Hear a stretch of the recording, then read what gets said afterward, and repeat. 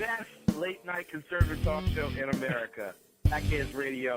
And listen, there are no people better on the air to give you the best in conservative talk than Sackhead Sean and Sackhead Clint. And we're working on the immigration papers for a certain other guy who happens to work here, too. For those who are tuning in around the world to the best in late-night conservative talk, Sackheads Radio. Sack News. Sack News. Radio. Sack News. Sack News. Radio.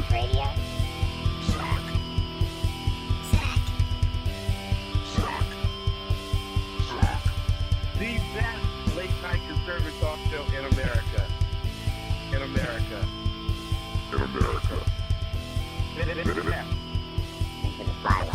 And in this web was a large, I'm pretty sure it was the biggest spider I've ever seen.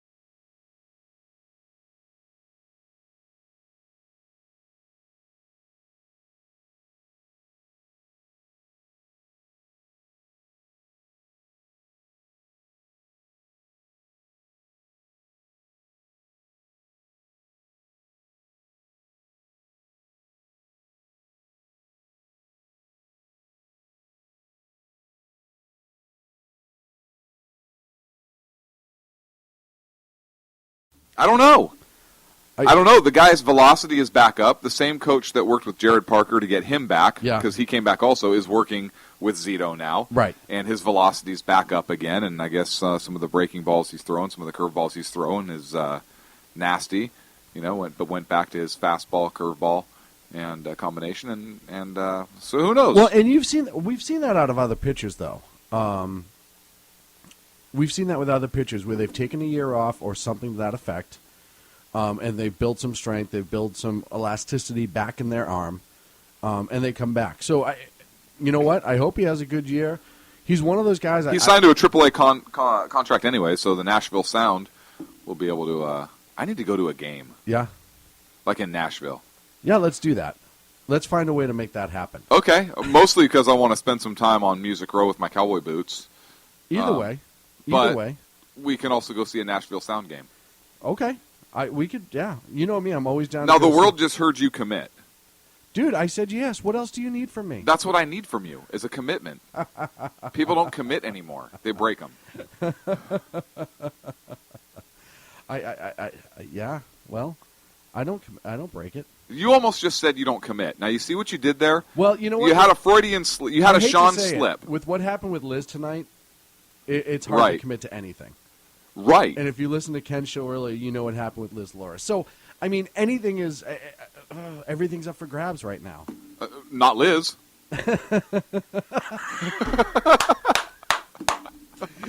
Dude, You're right, not Liz. Right? Liz is not up for grabs, but everything else is.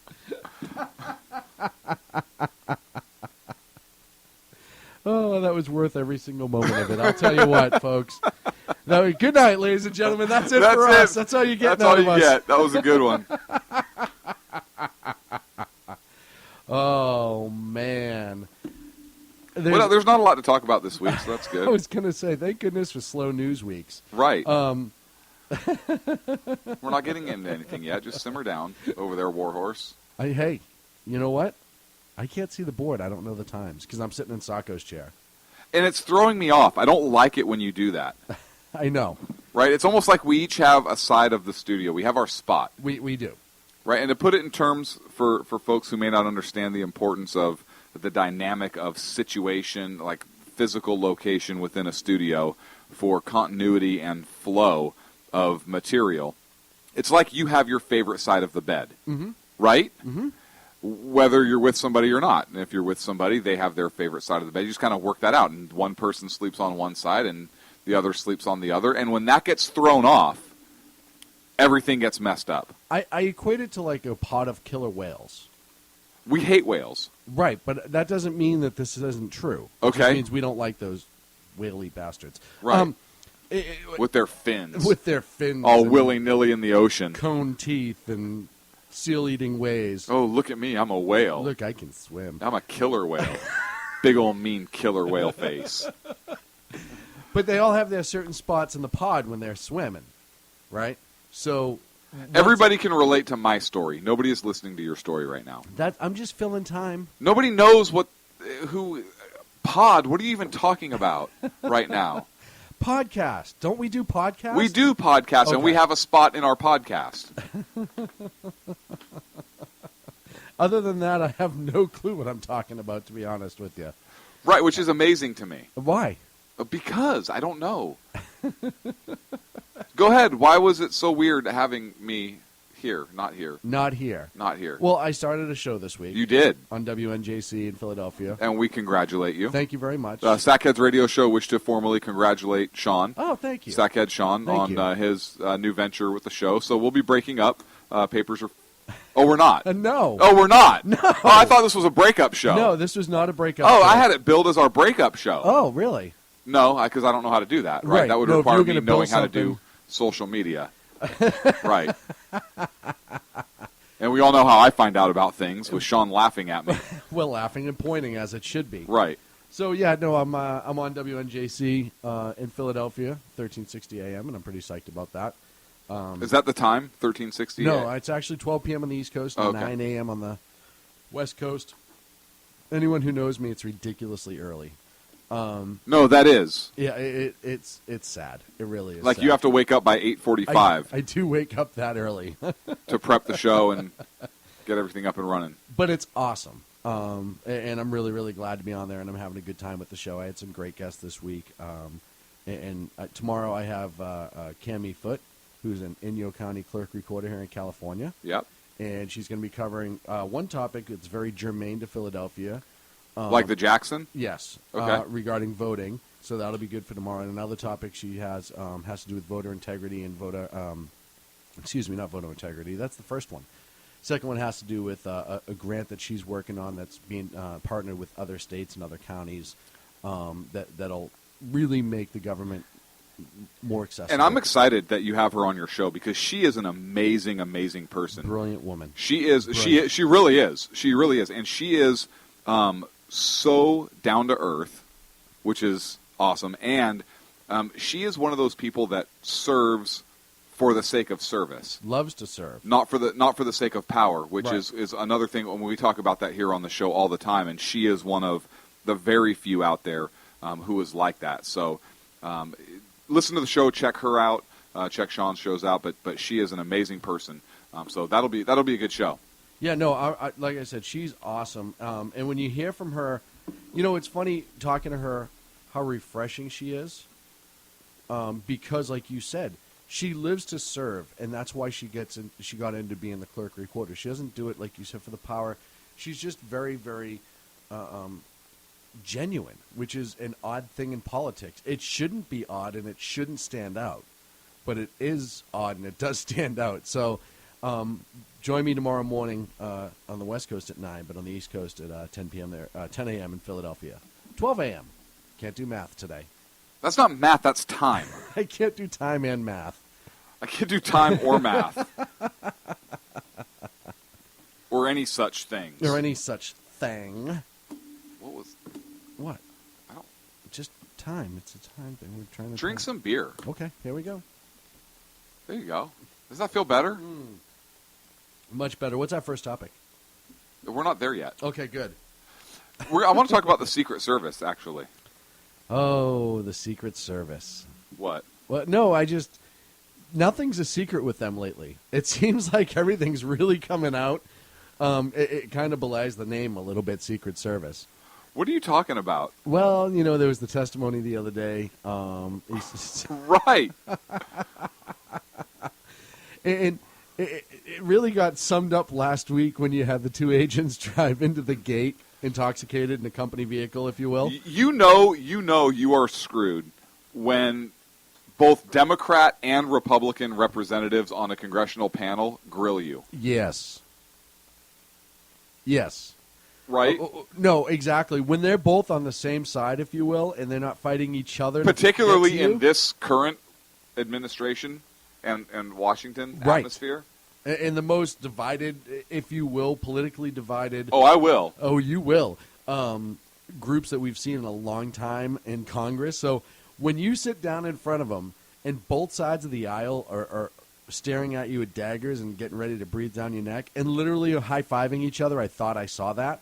No, I think you're right. I'm not completely sure. You were in serious trouble. I think, if I remember right, I could be wrong on this, there was an open mic where one of the Democrats said to one of the Republicans, "Let's get this MFer." Yeah, something to right? that Something effect. like it. Joe Biden might have been there. I don't know. I don't but remember I think how it happened. And then they both giggled like schoolgirls and had a drink, I think. I don't remember who that was, though. Giggled like schoolgirls. Oh, man. So that sums up Congress, right? That does sum up Congress, and it definitely sums up this particular topic. Listen, we all know there's systemic problems in the Secret Service.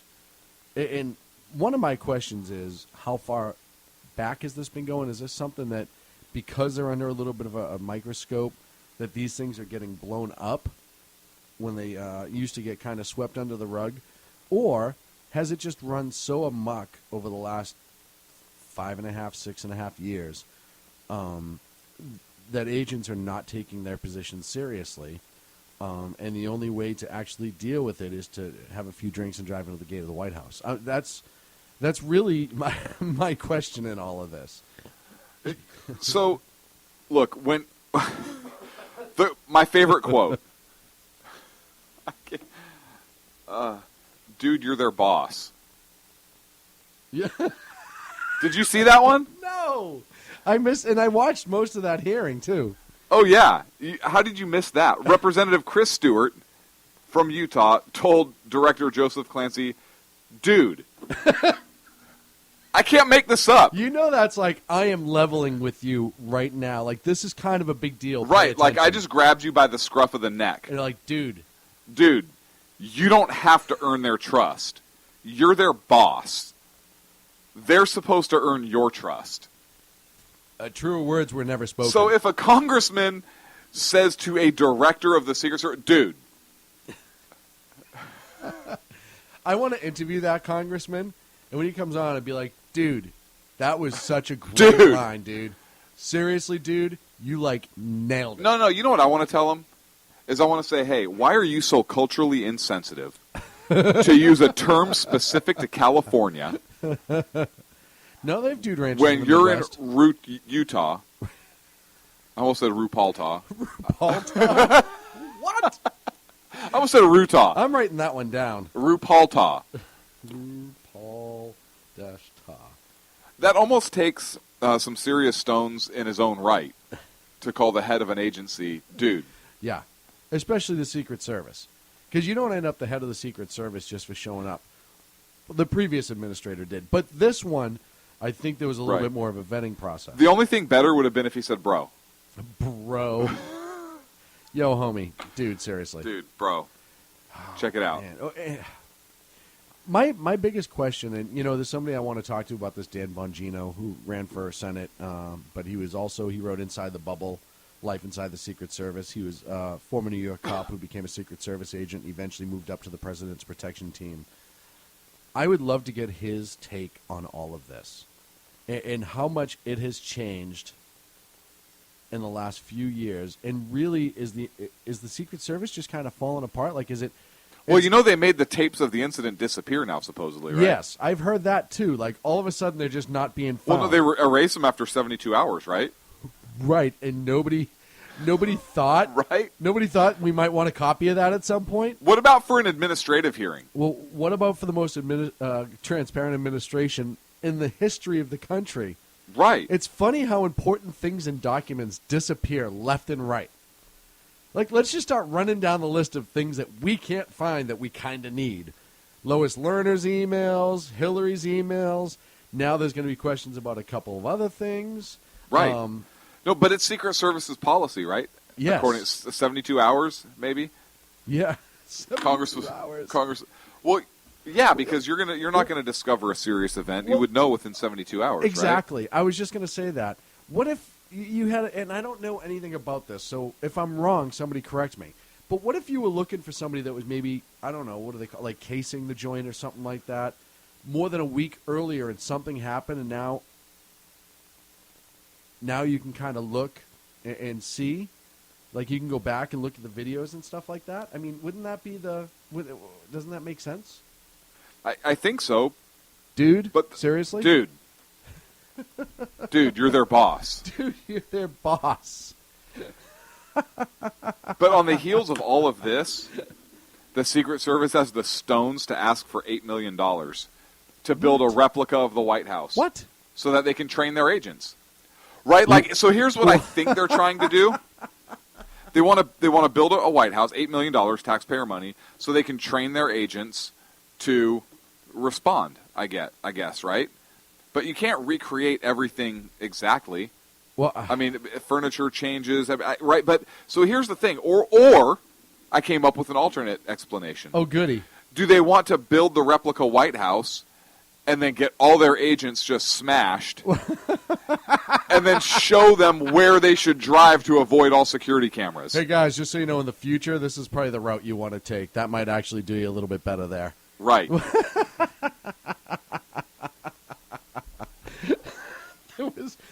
I like that explanation the best. I read this, and you know what? Before all this insanity that was going on with the Secret Service came through, I would say that might not be a bad idea. And here's why. And I read it from a former canine handler somewhere online who was talking just specifically to the canines that work there. He said, it's one thing when you go to a giant, and they go to like tarmacs and stuff to practice, and they kind of have it like spray painted on the ground and the distance of the gate, et cetera, et cetera.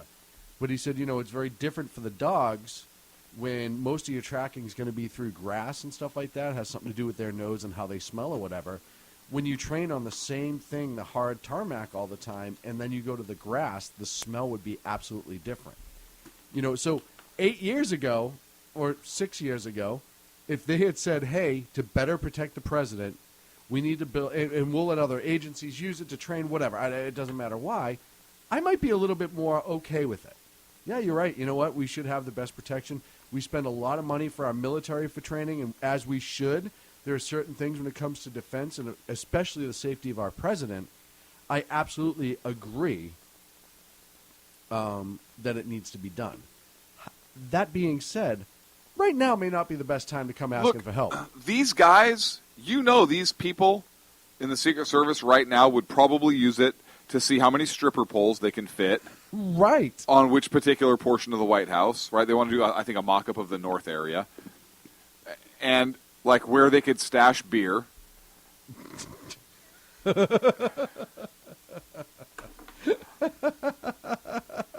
I'm guessing. I don't know. I'm guessing. I don't know either, and that's something we definitely need to work on. All right, guys, so most likely point of attack would be here. In case of said attack, you'll find a built-in beer cooler here underneath the north lawn window. Right, but and that's if you get here and crash and you're not under the influence. Right. Down some of these really fast. That way they don't think that we're incompetent. We can just say we're hammered. Right. We're hammered. It's an illness. It's an illness, right? Help me. I need help.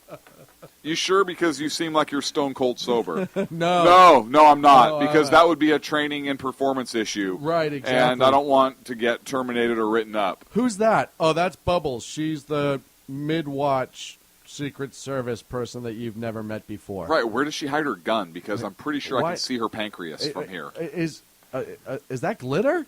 Yeah, she uses that to throw at any possible threats and get it in their eyes, and her smell also doubles as a mace. Right. So is she wearing like 6-inch platform heels? Yes. Right now? Yes. Dude. Okay. Dude, You're their boss. you're their boss. This is Bubbles. Wouldn't it be great if there was an agent named Bubbles and now I just insulted her? Or him. Or him. Right. Or I forgot. Speaking of her or him. Ken, how is he? He's doing well, Yeah. actually. He's doing well. I saw this a couple days ago, and I'm going to talk about it, I think, tomorrow. But I need to talk about it with you because your reaction to this is important to me. Okay, go. Starbucks starting a new campaign to have their baristas talk about racial sensitivity. Okay. What is your thought on that? Here's my thought on that. And my stance may surprise you. Okay. If some barista puts that on my cup, I'm going to throw the cup in their face. No. No. Look, they're a private company.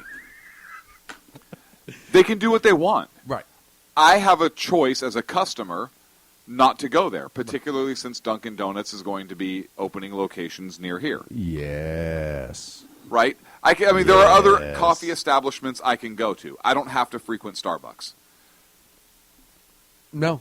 No. I almost want to say something provocative just to see if somebody will actually put that on the cup. Well, and I have a problem with it, and I'm coming at it from this point of view.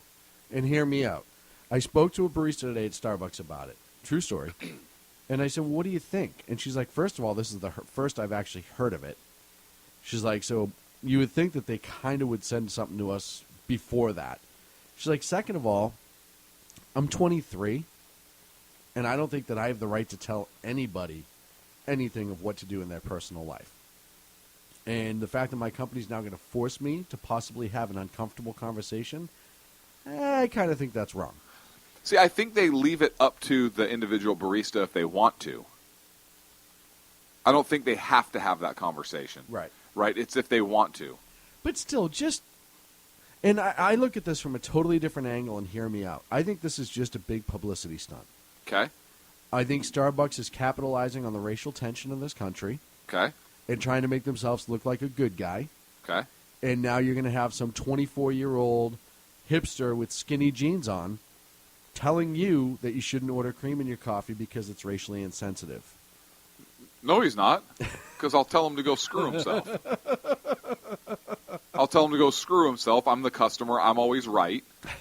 So if I'm racially insensitive, it's because it's right to be that way, because as the customer, I'm always right. So his position is actually wrong.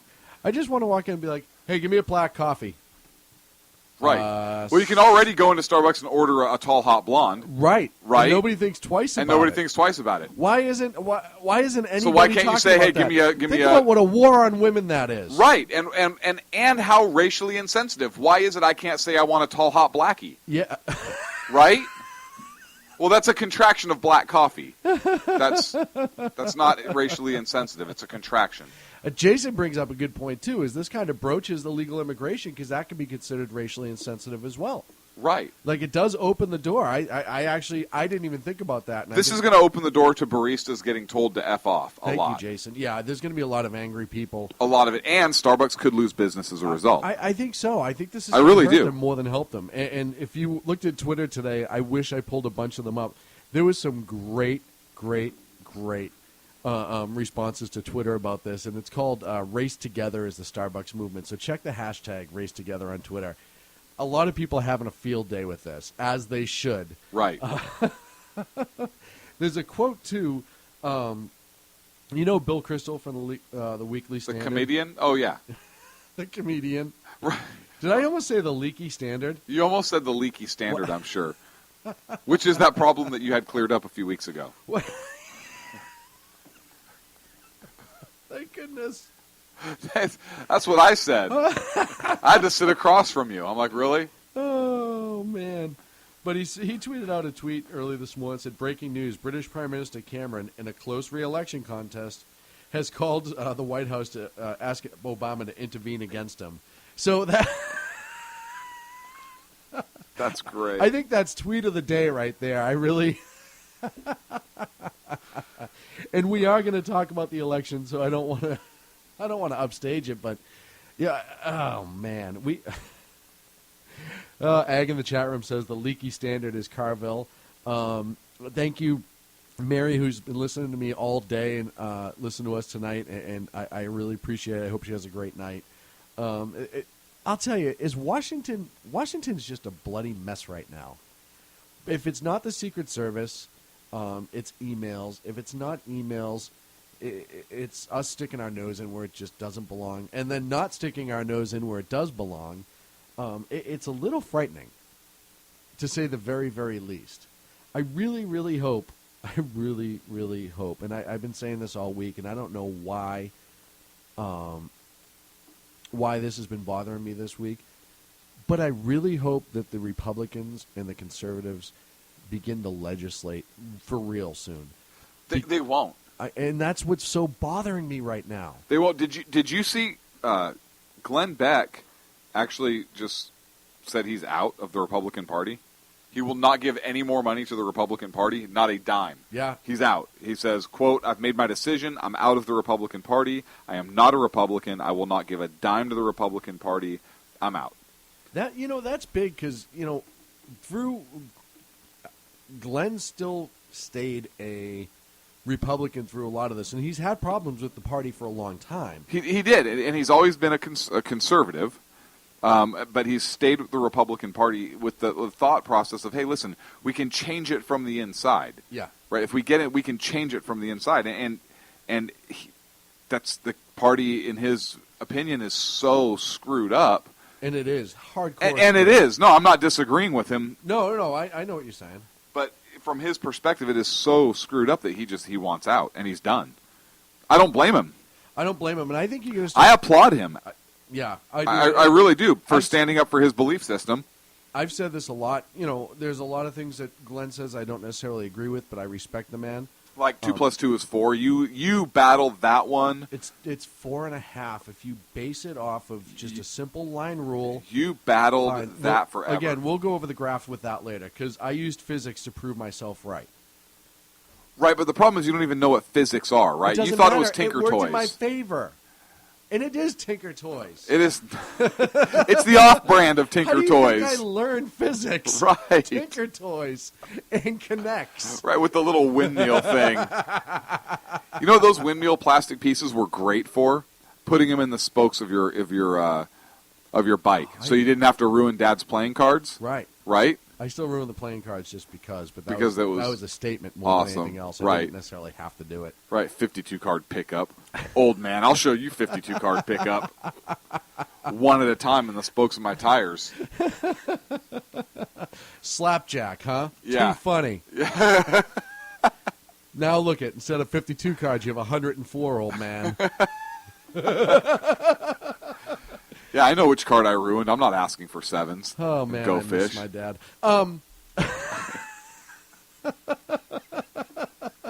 Those were the days when we were young and Dad would just throw decks. When you did 52 pickup with your father, was he nice enough to take it out of the box? Yes, because mine wasn't. But yours was trying to hurt you. Mine was trying to keep me occupied. In his words, he was teaching me to dodge, and he did. Right. I dodged really well. Right. And you still do. I kid. Like a cat. Like a nimble cat. Just a slightly overweight nimble cat with 3 legs and a blind eye. Right, and missing whiskers on one side so your equilibrium's off. and a sock tied around my waist. Right. But other than that, I am just like a cat. Exactly like a cat. Hey, folks, we are up against a break. When we come back, we're going to talk the Israeli elections and a whole lot more here on the Sackheads Radio Show. Thank you so much for joining us. Talk to you on the other side. In a world controlled by corrupt politicians, You got a business. That you didn't build that. a team of ordinary men emerge from the ashes to give voice to the voiceless and hope to the hopeless. Sackhead Sean, Dude, I'm not saying half of a stupid promo. Sackhead Clint, All good friends of ours usually show up drunk. also starring Sacco as the producer. I'm a little bit drunk, 'cause I'm drinking. They are the Sackheads Radio Show. Every Wednesday at 8 p.m. Pacific on shrmedia.com.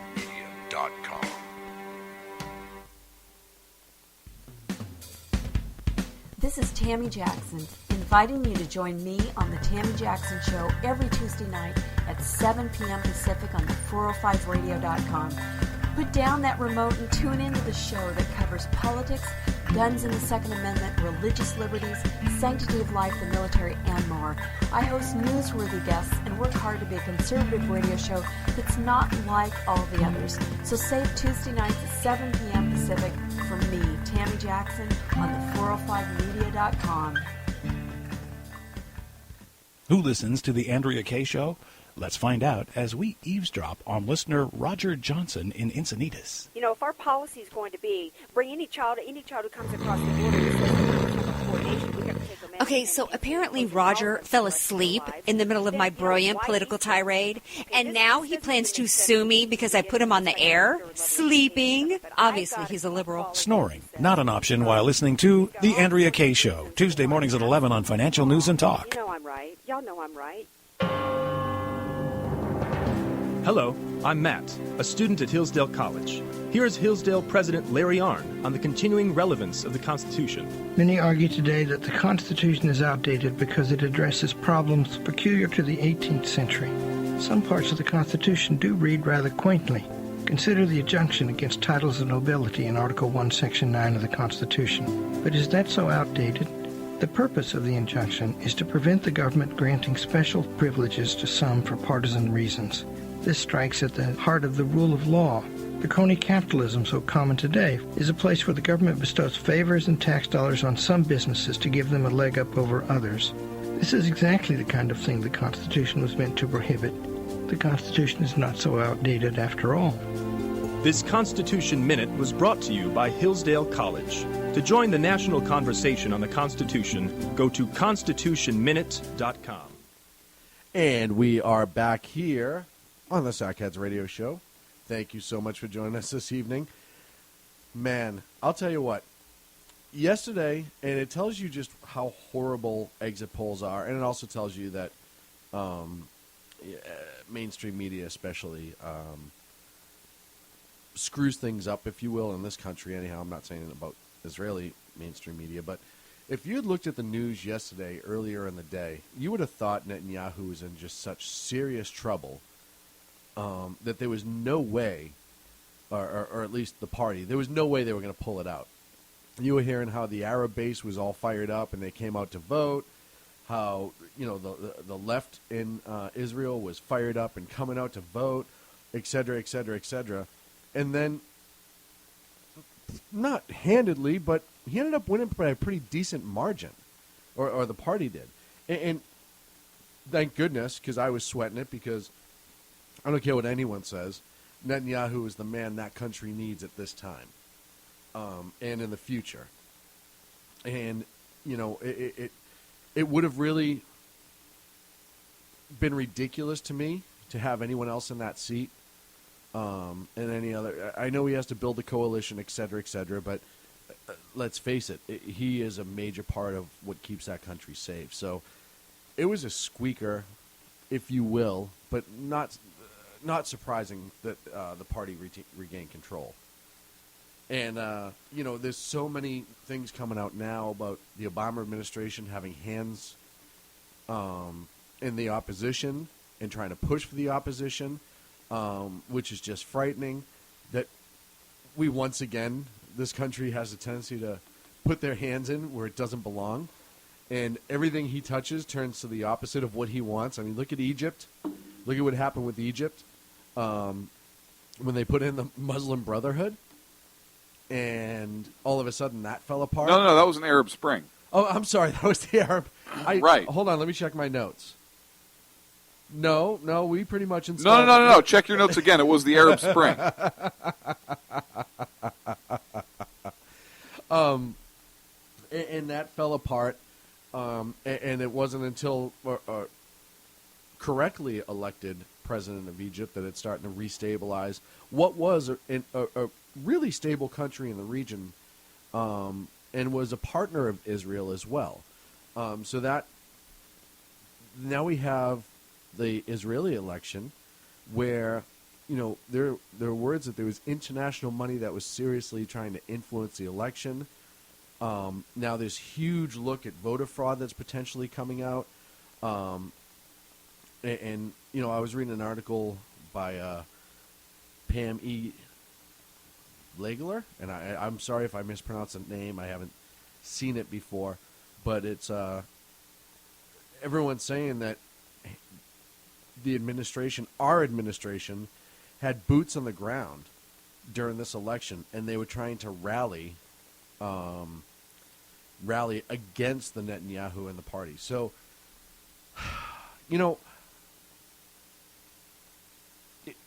is it surprising to you that this happened? Is it surprising to you? And, by the way, the president has yet to call and congratulate Prime Minister Netanyahu. Meanwhile, there was a whole list of monsters that he has called, including Putin, to congratulate on wins within 24 hours of the win. Still hasn't called Prime Minister Netanyahu. Is any of this shocking to you, Clint? No, actually it's not. And that's sad. Yeah, it's very sad. I'm actually not surprised that Bibi won. I think he's the best thing for Israel. I think the Israeli people believe that. And that is obviously the case when you have rumors of lots of international money pouring in to influence this election, right? Yep. What didn't surprise me either, unfortunately, is the White House's reaction. Josh Earnest said today that Obama still believes in a two-state solution.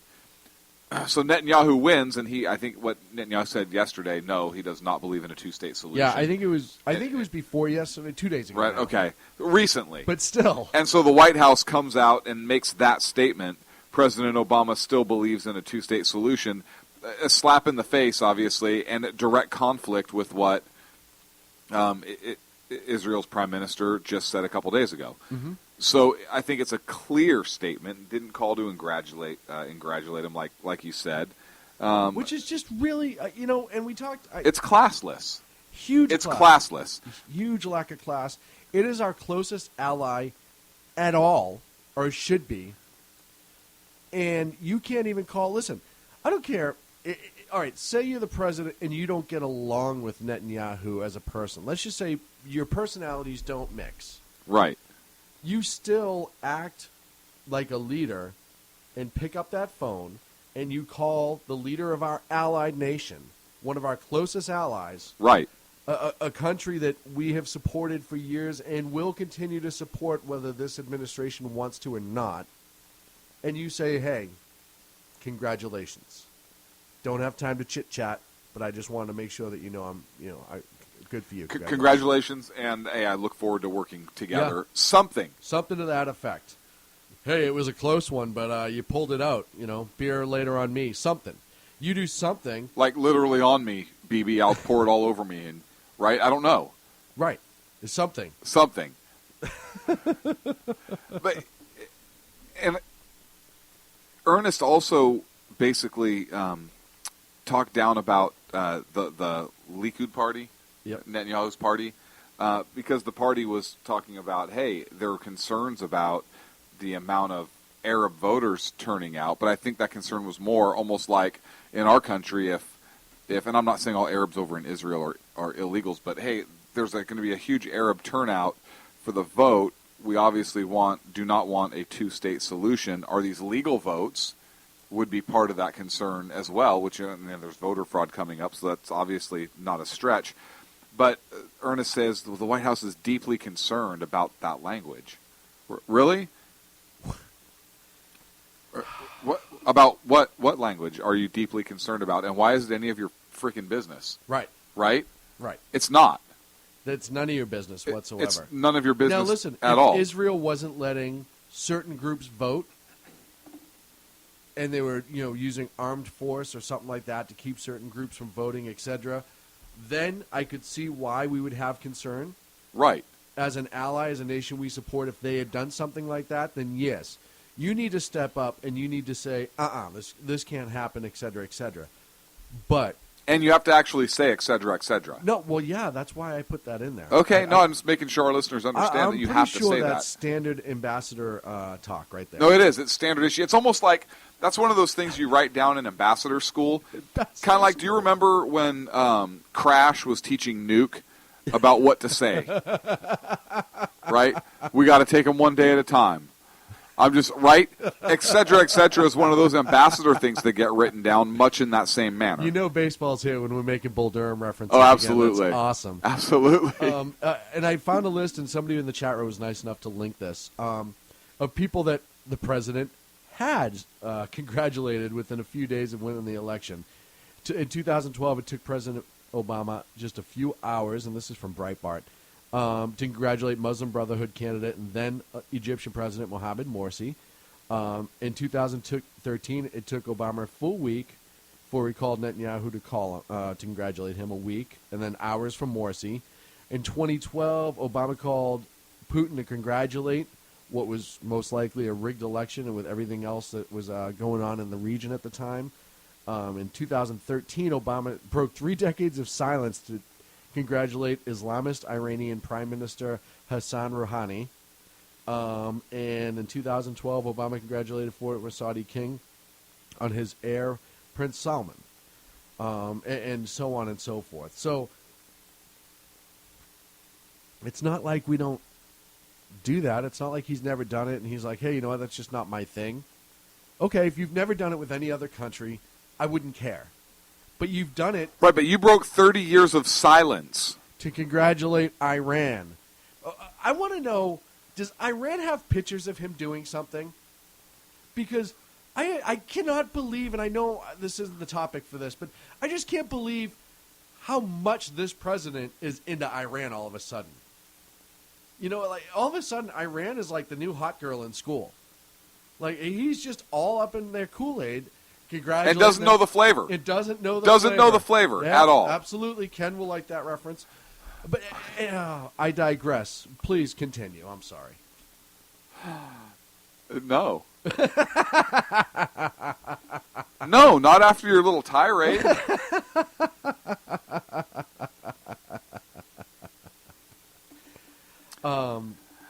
I think, so you brought up Iran, which is interesting.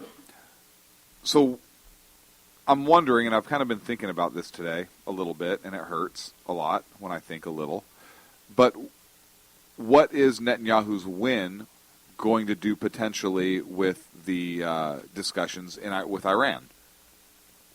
Yeah.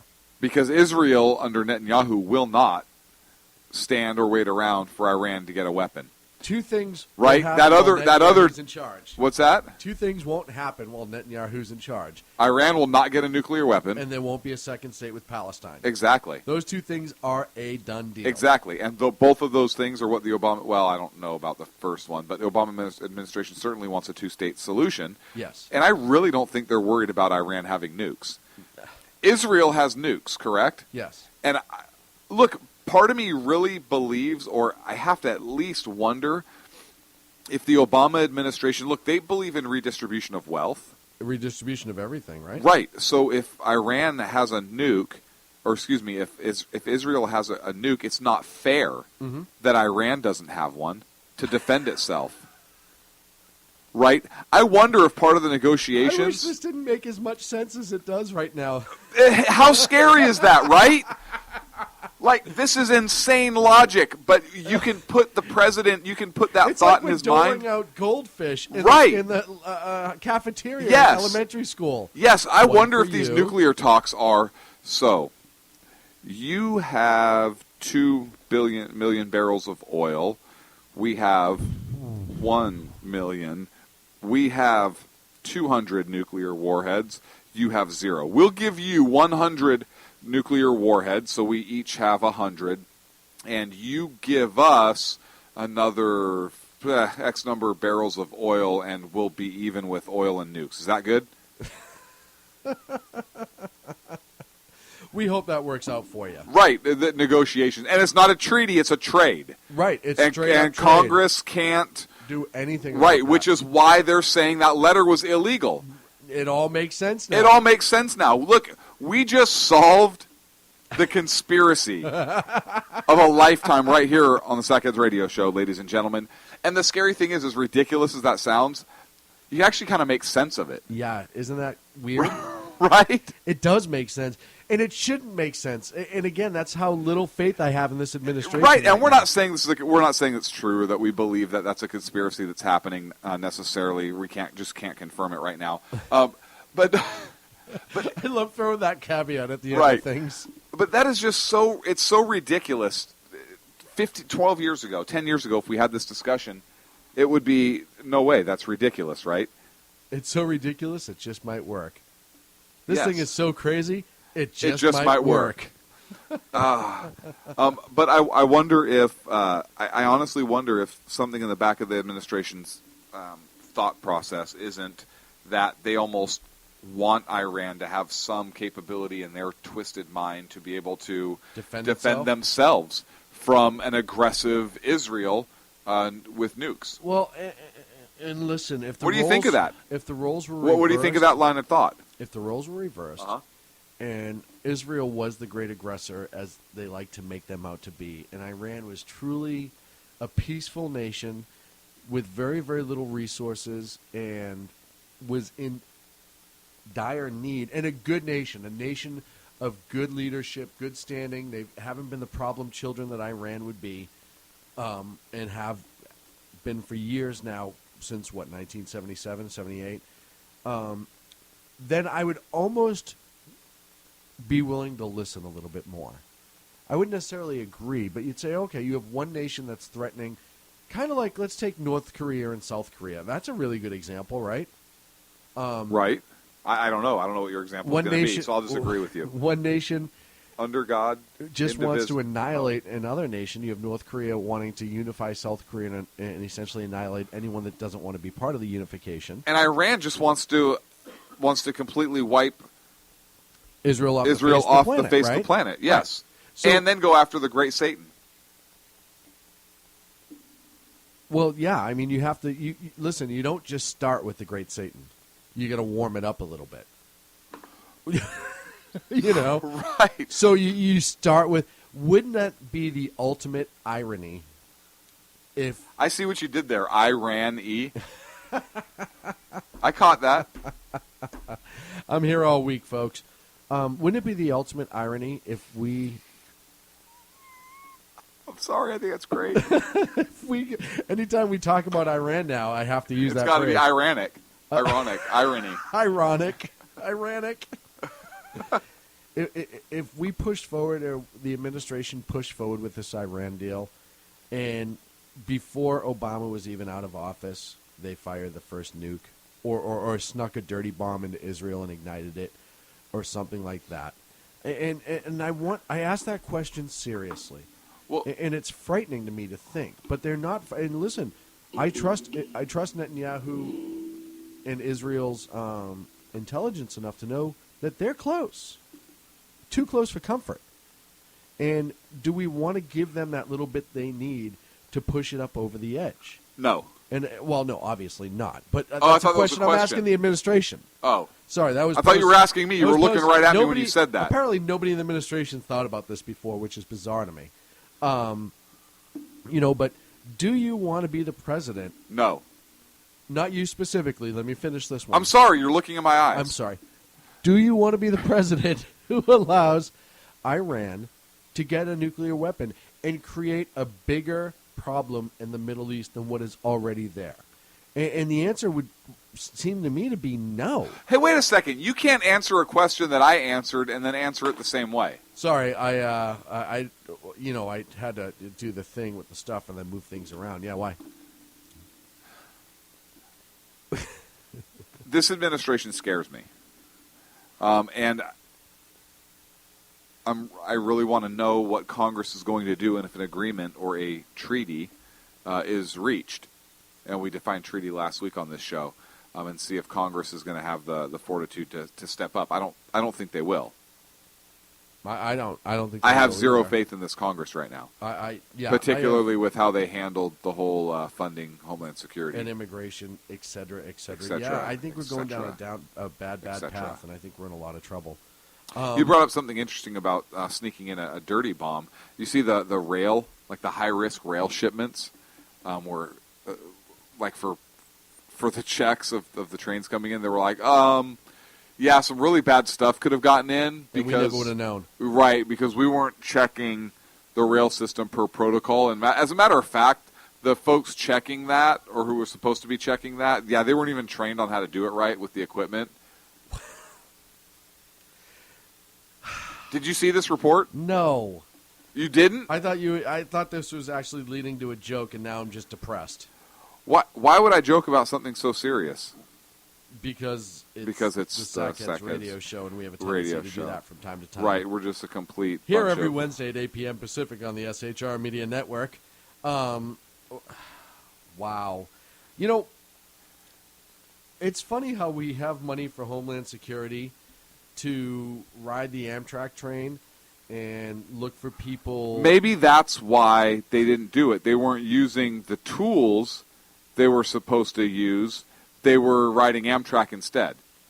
So there was a report that came out from the Inspector General, and it said that Customs and Border Protection were not properly screening rail cargo that was coming in from Mexico and also from Canada.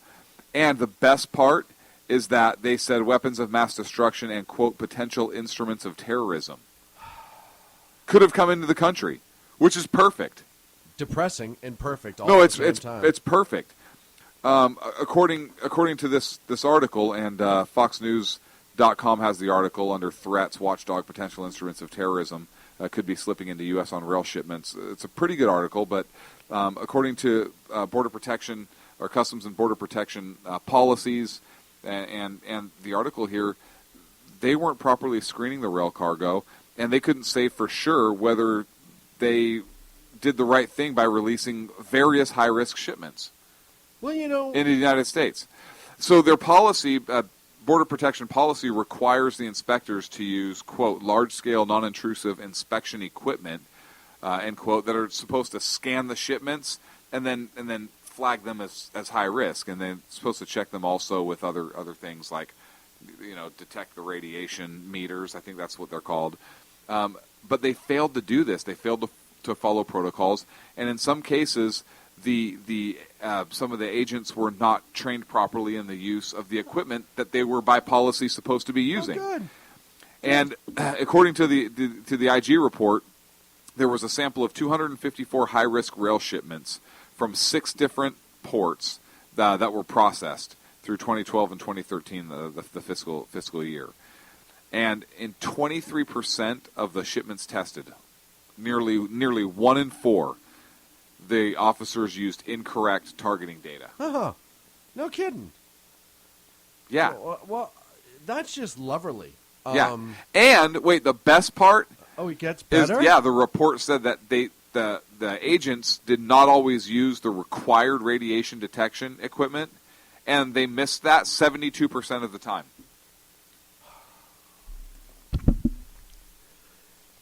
I'm sorry about the mic hit, folk. I'm just trying to rub my head and make sense out of this all. You can't make sense out of this. So the organization... And the reason I brought it up is you said smuggle a dirty bomb into Israel and detonate it. Well, why couldn't they smuggle that here into the United States? Oh, well, you look at our ports. I just did. I just briefed you on... Well, that's our southern-northern border. I tell people all the time, and way back in the day, I had the luxury of actually working around some ports here and there. What you can bring in on a private ship via ports is insane. The only time that you would get inspected, for the most part, is if your last port of call was a nation that we had odds with for one reason or another, or if you were carrying cargo that was believed to be, or what you have deemed to be dangerous, natural gas, coal, et cetera, et cetera. But if you were just like a steel ship or a trash ship, which they have, believe it or not, or something like that, or you were coming in to pick up refuse like crunched metal or something to go out, the inspection was minimal. Even after 9/11, and I was a lot of the guys who worked for then Immigration and Customs Patrol said, hey, you wouldn't believe what they bring in on these ships, and we don't have the resources to keep, and this is after 9/11, to keep up with it. We have thousands upon thousands of ships entering our ports every single day from flagged nations that have terrorist ties, that have a rogue regime, et cetera, and our scanning of them is minimal. So the rails, the boats, we don't protect our borders. We don't protect our people. We don't go out of our way to, the things that we do check up on. And I think this is amazing. If you're a good citizen in America, in some states, you can't carry a firearm to protect yourself against a horrible citizen, but... Well, that's because you would then be a risk to the public, according to the crazy. Right. Well, why would the horrible citizen have a gun? They can't have it lawfully. They're a horrible citizen, Sean. Duh. But so that on one hand you have that mindset, and on the other hand you have borders that are just so wide open. You could sling a ship filled with a dirty bomb through it without any problem whatsoever. It's scary to me what our priorities are, and a lot of this does go back to immigration, and that's sad. But our border protection and our immigration system is just so defunct and destroyed that it's only a matter of time. And look at with ISIS acting how they are, it's only a matter of time. We have a story correction about the Obama administration not congratulating Netanyahu. Oh, yeah? Yeah, Secretary Kerry. Oh, good. Now, I don't know if that's Did Secretary... he have James Taylor with him? Hang on a second. I don't know if that's Secretary of State John Kerry or if it's Secretary Kerry, the lady, the broad up front with the skirt and the high heels that works in the front office part Kerry, of the White House. Yes, Mr. President. Can you call Netanyahu and say, whatever, congratulations? Yeah, and so that way we could say Secretary Kerry called. Is that okay? I wonder if he... I don't know which one it is. Conference call with James Taylor on the phone. Right. And we're like, hey, Mr. Netanyahu, you got a friend? Right. All right, we'll talk to you later. Oh, is your refrigerator running? No, I'm just kidding. I have no sense of humor. I'm John Kerry. Click. What a ridiculous... No, he didn't call. I think it was just via some public statement it thing was or via something. I don't Facebook. know. It was he Facebooked him. He Facebooked him. That's how he I found out. Snapchatted him. He Snapchatted him. Mr. Prime Minister, you have a Snapchat from a J. Kerry Hines. Really? I wonder what this could be. Congratulations. Click. Yeah, that was lovely. Thank you. See how I did the Hines thing there? That was kind of funny. No, it wasn't. Well, all I could say is I'm really thankful that at least Israel's in good hands. We might be a mess. I'm really happy Israel's in good hands, and hopefully we will be in better hands in another 2 years. I don't know what that is. I think Sacco Remote is trying to tell us that the door is closed on that segment. Yeah, this is a good one. That's Michelle... That's awesome. That was like a party in our ear. I don't think that went out, so it's too bad that people couldn't hear that. But because that was awesome. That was the most awesome music. That would have been perfect for our break. But we just have the same old dull Sackheads music going to break. When we come back... we're going to talk about the Tunisian attack. Yeah, that's serious tragedy today, so way to bring us down. We'll be back in 3 here on the Sackheads Radio Show. Well, we're going to bring us back up at the last In segment. a world controlled by corrupt politicians, You got a business? That you didn't build that. A team of ordinary men emerge from the ashes to give voice to the voiceless and hope to the hopeless. Sackhead Sean. Dude, I'm not saying calf was stupid, bro. Sackhead Clint. All good friends of ours usually show up drunk. Also starring Sacco as the producer. I'm a little bit drunk, I'm a little bit drunk, 'cause I'm drinking, drinking, drinking. They are the Sackheads Radio Show. Every Wednesday at 8 p.m. Pacific on shrmedia.com.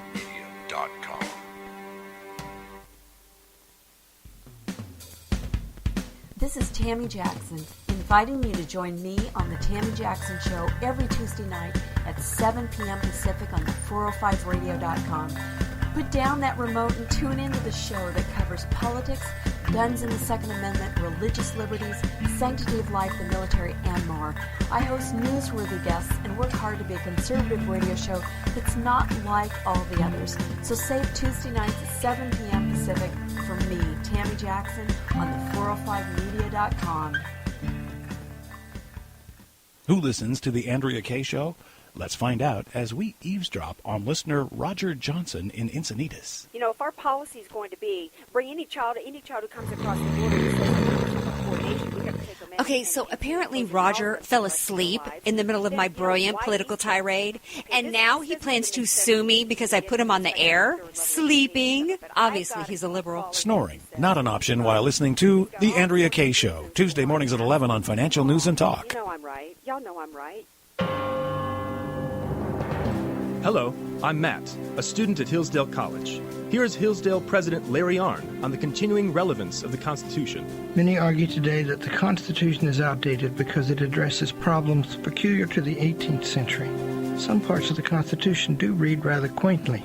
Consider the injunction against titles of nobility in Article 1, Section 9 of the Constitution. But is that so outdated? The purpose of the injunction is to prevent the government granting special privileges to some for partisan reasons. This strikes at the heart of the rule of law. The crony capitalism so common today is a place where the government bestows favors and tax dollars on some businesses to give them a leg up over others. This is exactly the kind of thing the Constitution was meant to prohibit. The Constitution is not so outdated after all. This Constitution Minute was brought to you by Hillsdale College. To join the national conversation on the Constitution, go to constitutionminute.com. And welcome back to the Sackheads Radio Show here on the SHR Media Network. Thank you so much for joining us. And you know, there was tragedy in Tunisia today. Gunmen stormed a museum. At least 5 gunmen was the last I heard. Now it's up to, I believe, 20 people who have died as a result. The interior minister of Tunisia stated that it was an Islamist attack, and really it's just a horrible thing, but it's something that we've become used to. And I know you have a lot more about this that you want to talk about, so I don't want to upstage you. You already did, so go ahead. No, go ahead. No, this is your party. Go ahead. I'm just here to enjoy the beer that I brought. You throw the best parties. And the disco ball. You throw the best First of all, the disco ball, I must say. It was amazing, right? Dude, added a touch of class. The studio is needed for a lot. You have an eye for feng shui, my friend. Thank you. And you didn't even comment on the bubble machine or the glow sticks. What needs to be said? I mean, really. At our that listeners point, can't see this. I forget that. I think we're so close to our listeners that they're actually in the room with us at all times. They should be. They should be. They're in our hearts at all times. Every single moment of the day. Now, don't wink and say that's not true and mouth it where they can't see or hear that, because it is true. Oh, man. So, yeah, this was in the National Bardo Museum, and initially they said 2 gunmen, and I think you said now it's up to 5-ish, and I'm not able to confirm that right now. But it was the worst attack on a tourist site in Tunisia in years. Now, Tunisia is in the northern part of Africa. I know most of our listeners know that because we have a very educated group of folks. But it actually borders Libya on the east and Algeria to the west. And Tunis, the city that this occurred in, is up on the Mediterranean Sea. It's on the northern portion of Tunisia, right, along the Mediterranean there. And several tourists were inside the museum late before security forces were able to respond to the scene and go in. Again, they called it the worst tourist attack or tourist site attack in Tunisia in years. And the country here is really, at this point, young and, trying to establish democracy in its country. And they're really trying to keep the extremists at arm's length. They're not trying to let them get a foothold, which I think is even more interesting here. The museum is near their national parliament building, which they had to evacuate as well. It houses one of the largest collections of Roman mosaics in the world, and they don't know exactly who the attackers are. However, Tunisia has been involved with violent encounters with various Islamic extremists recently. So, including ISIS, I believe. So, is this a big deal? Well, yeah, because it's potentially another attack, and this is kind of we're talking about the Tunisian attacks, but it rolls a little bit here into terror block as well. So. But we see a major attack here in this country that's really trying to get it right and again establish the democracy and so forth. Does Tunisia mess with anybody? I mean, did they contribute like a Cessna or something that overflew in the coalition that potentially angered ISIS? No, like you said, they're a small nation that's trying to get it right. Jason Miller, thank you for the updated information. It was a total of 19, 17 were tourists, as you said, and then 2 were Tunisian citizens. I believe those 2 may have been security guards. But no, you have a small nation who, like you said, isn't bothering anybody. And it was just an opportunity by these Islamists, either Al-Qaeda or ISIS or whoever it may be operating in the region or chose that target. It's an active shooter incident that we fear in this country. We've talked about it time and again on this show, where you have an unarmed citizenry in a public place with minimal security and a large number of tourists and citizens inside that can be easily attacked and harmed. And in this case, 19 were killed. It frightens me because as there is an influx, and we saw with the former Air Force member this week who was trying to join ISIS, we have an influx of these extremists here in this country. And this is not... we do, and here's why this scares me. And actually, I think I'm differentiating now between an active shooter event and an active terrorist event. And again, I haven't seen confirmation that this is a terrorist attack, but it sure as hell feels like one to me. So an active shooter attack in our traditional terms would be somebody that goes into a public place, commits random acts of violence, right? Trying to commit like a rapid mass murder type of event. But typically, there's not coordinated small unit tactics used. And when I say active terrorist event, as I'm starting to look at these more and more, and as these come out and we talk about them here on the show, we're seeing a coordinated attack. We're seeing these multiple attackers that are using small unit tactics in order to achieve whatever their goal is, right? Rapid mass murder, for example, for purposes of terror.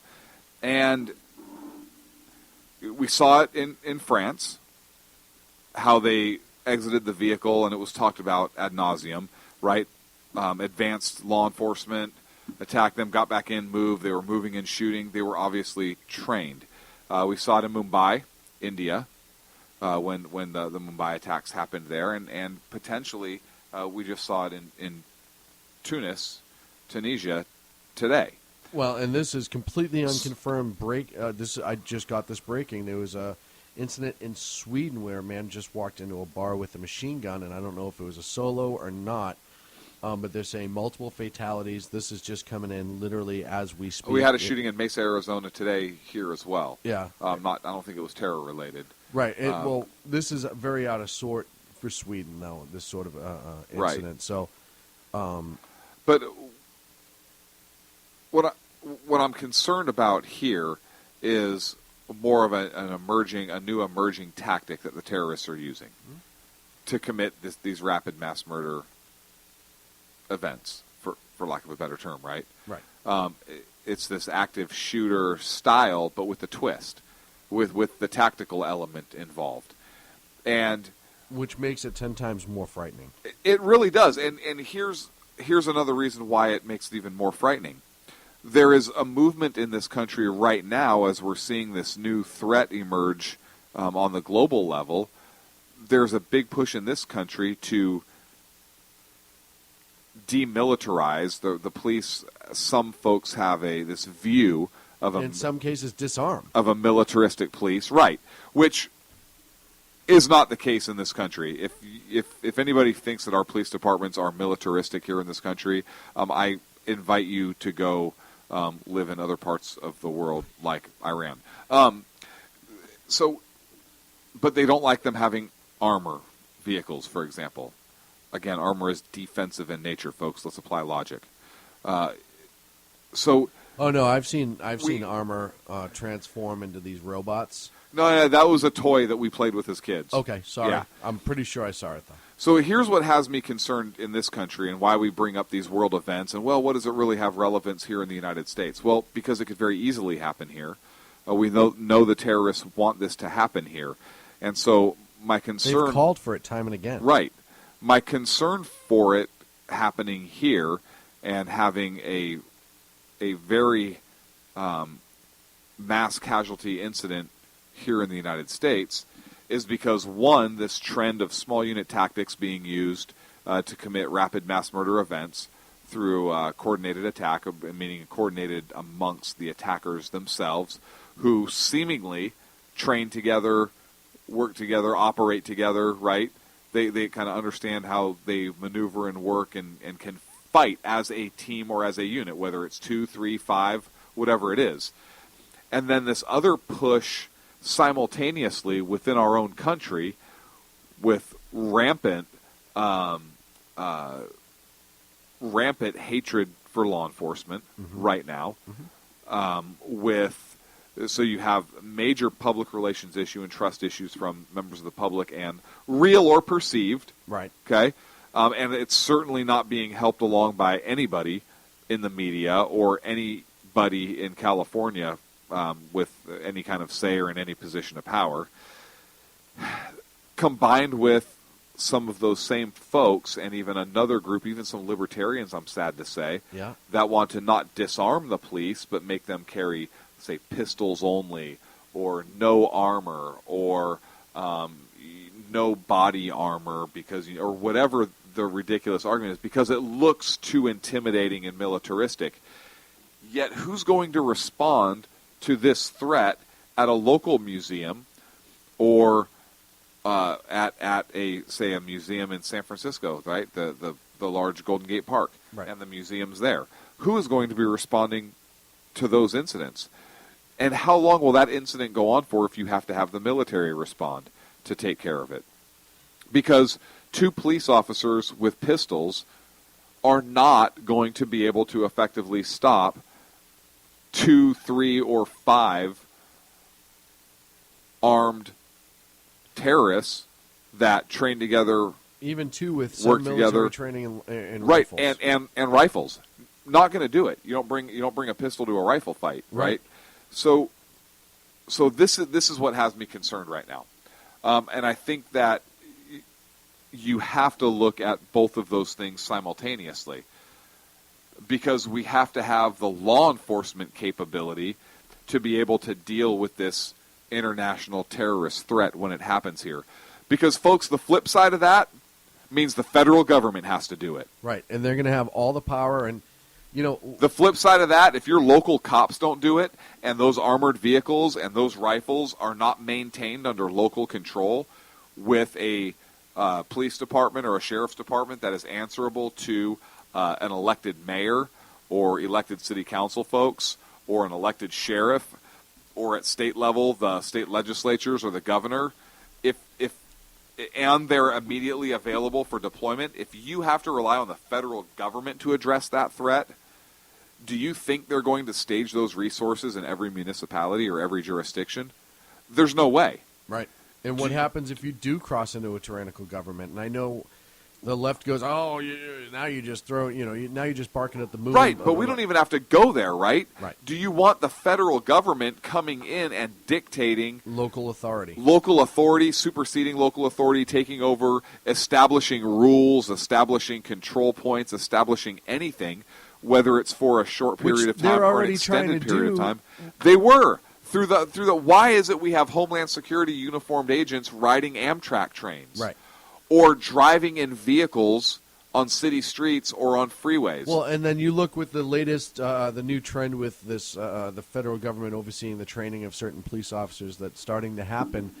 I think Mississippi just had the first, quote-unquote, academy class enter, where the federal government did a lot of the sensitivity training and involvement in it, et cetera, et cetera. Why do you have that at all? Because we are potentially moving towards a nationalized police force. Yeah. And it's sad and it's scary. That's why. And for the people who are worried now about local police having armored defensive vehicles or lawn guns or whatever, wait, because then you have, at least they, like you said, they answer locally, and the vast, vast, vast majority would be more likely to protect the citizenry against a tyrannical government than vice versa. They would. And not only that, but you have officers serving in those municipalities that are part of the community. Yes. So in many cases, they understand the concerns of the community. Now, that doesn't mean the community has to like them or cooperate with them or trust them, because a lot of times there is not that trust. But that does not mean that the officer working that area, whatever it is, area they patrol, doesn't mean that they don't understand the problems and the needs of that community. And if that officer does something wrong or out of line, then that officer is held accountable by that community, and rightfully so. They're the ones that understand that, right? It's like education should be locally should be localized and not nationalized. You lose all of that. You give it up. We, the people, lose that power and authority and oversight when we have a federal force coming in, taking over those functions, and local whether and it's state temporary laws or go out the not. window. Yeah, whether it's temporary or not in a state emergency, they have no saying. Look, they don't come in and enforce state law. No, they come in and enforce federal law. Yep. And now you're being held to answer for federal violations, as opposed to. Then you look at the 10th Amendment itself. What that does to 10th Amendment states' rights. Right. You have states' There is laws. no authority for a national police force. Right. Or a You Homeland look at Utah Security today force. where they signed, the Utah governor signed the bill that forbids local and state authorities from enforcing any sort of illegal federal guidelines within the state, and from the feds to come in and try to enforce said laws. So right. in Alaska and Kansas have similar laws. That goes away. That protection goes away. Yes. Because now you have federal agents who are answering to Washington, D.C. And not the local community. Exactly. Community. And so I think, but you have to view both of these problems simultaneously. Yes, absolutely. We can talk about them individually, but you put those two together and you really see the importance of having a strong, well-equipped local law enforcement agency or team or officers. Right, and I hate the argument when you talk about this that you might have. Well, you always have that one. You always have that one in every. You always have that one in everything. There's always going to be that one. And statistically speaking, it's not the one cop. It's right? less than it's one. less than one. Yes, it's less than one. Now, in California, there was an incident here, the West Hollywood shootout. Yes, where basically the bank robbery shootout scene from the movie Heat was reenacted in real life on the streets. 12 years ago now, longer. And the officers were completely Ill-equipped. overpowered. And this was not a terrorist two terrorists trained in small unit tactics. These were two knuckleheads that were bank that robbers. saw a movie, right? Yep. And they wreaked a lot of havoc and destruction. Oh, and those officers were overwhelmed. They had to go to gun stores to beg for guns and ammunition to stop them. As a result of that, there are agencies, and I know the big one, the big state agency, the California Highway Patrol, actually, after that incident, put rifles in all of the patrol cars. That way, at least their officers are able and capable to respond to a major incident like that. And other municipalities did the same thing. Mm-hmm. You see a lot more rifles in cars, maybe not in every single patrol car, but rifle teams are formed, or we have a certain number of officers per shift that are trained. I like the Highway Patrol, California Highway Patrol's response of just, hey, train all of our officers in every patrol car, and everybody knows how to use it, and we're not just going to have a few folks on shift that we call, right? Right, and LAPD at the time, they had submachine guns, but they were 9mm rounds, and these guys had 2 level of vests over most of their body. That was the standard for tactical teams at the time. Right. If you remember, was that guns. 9mm MP5, the Heckler & Koch, just subgun. Yep.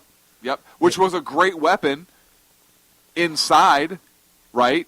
It was perfect with the person without any armor on. It's a great weapon to put a lot of pistol rounds into a target in close quarters, right? Right. Yep, CQB. Yeah, but anybody with a long gun and armor, that was it. Done. Yep. So we should have learned the lesson. There's been other times that the lesson has popped up too, and again we seem to ignore that in this country. We seem to. The mainstream media and the government itself, to a point, and I'll say Holder and the DOJ, does a great job of turning the local police department into these monsters. And listen, we've talked about this before.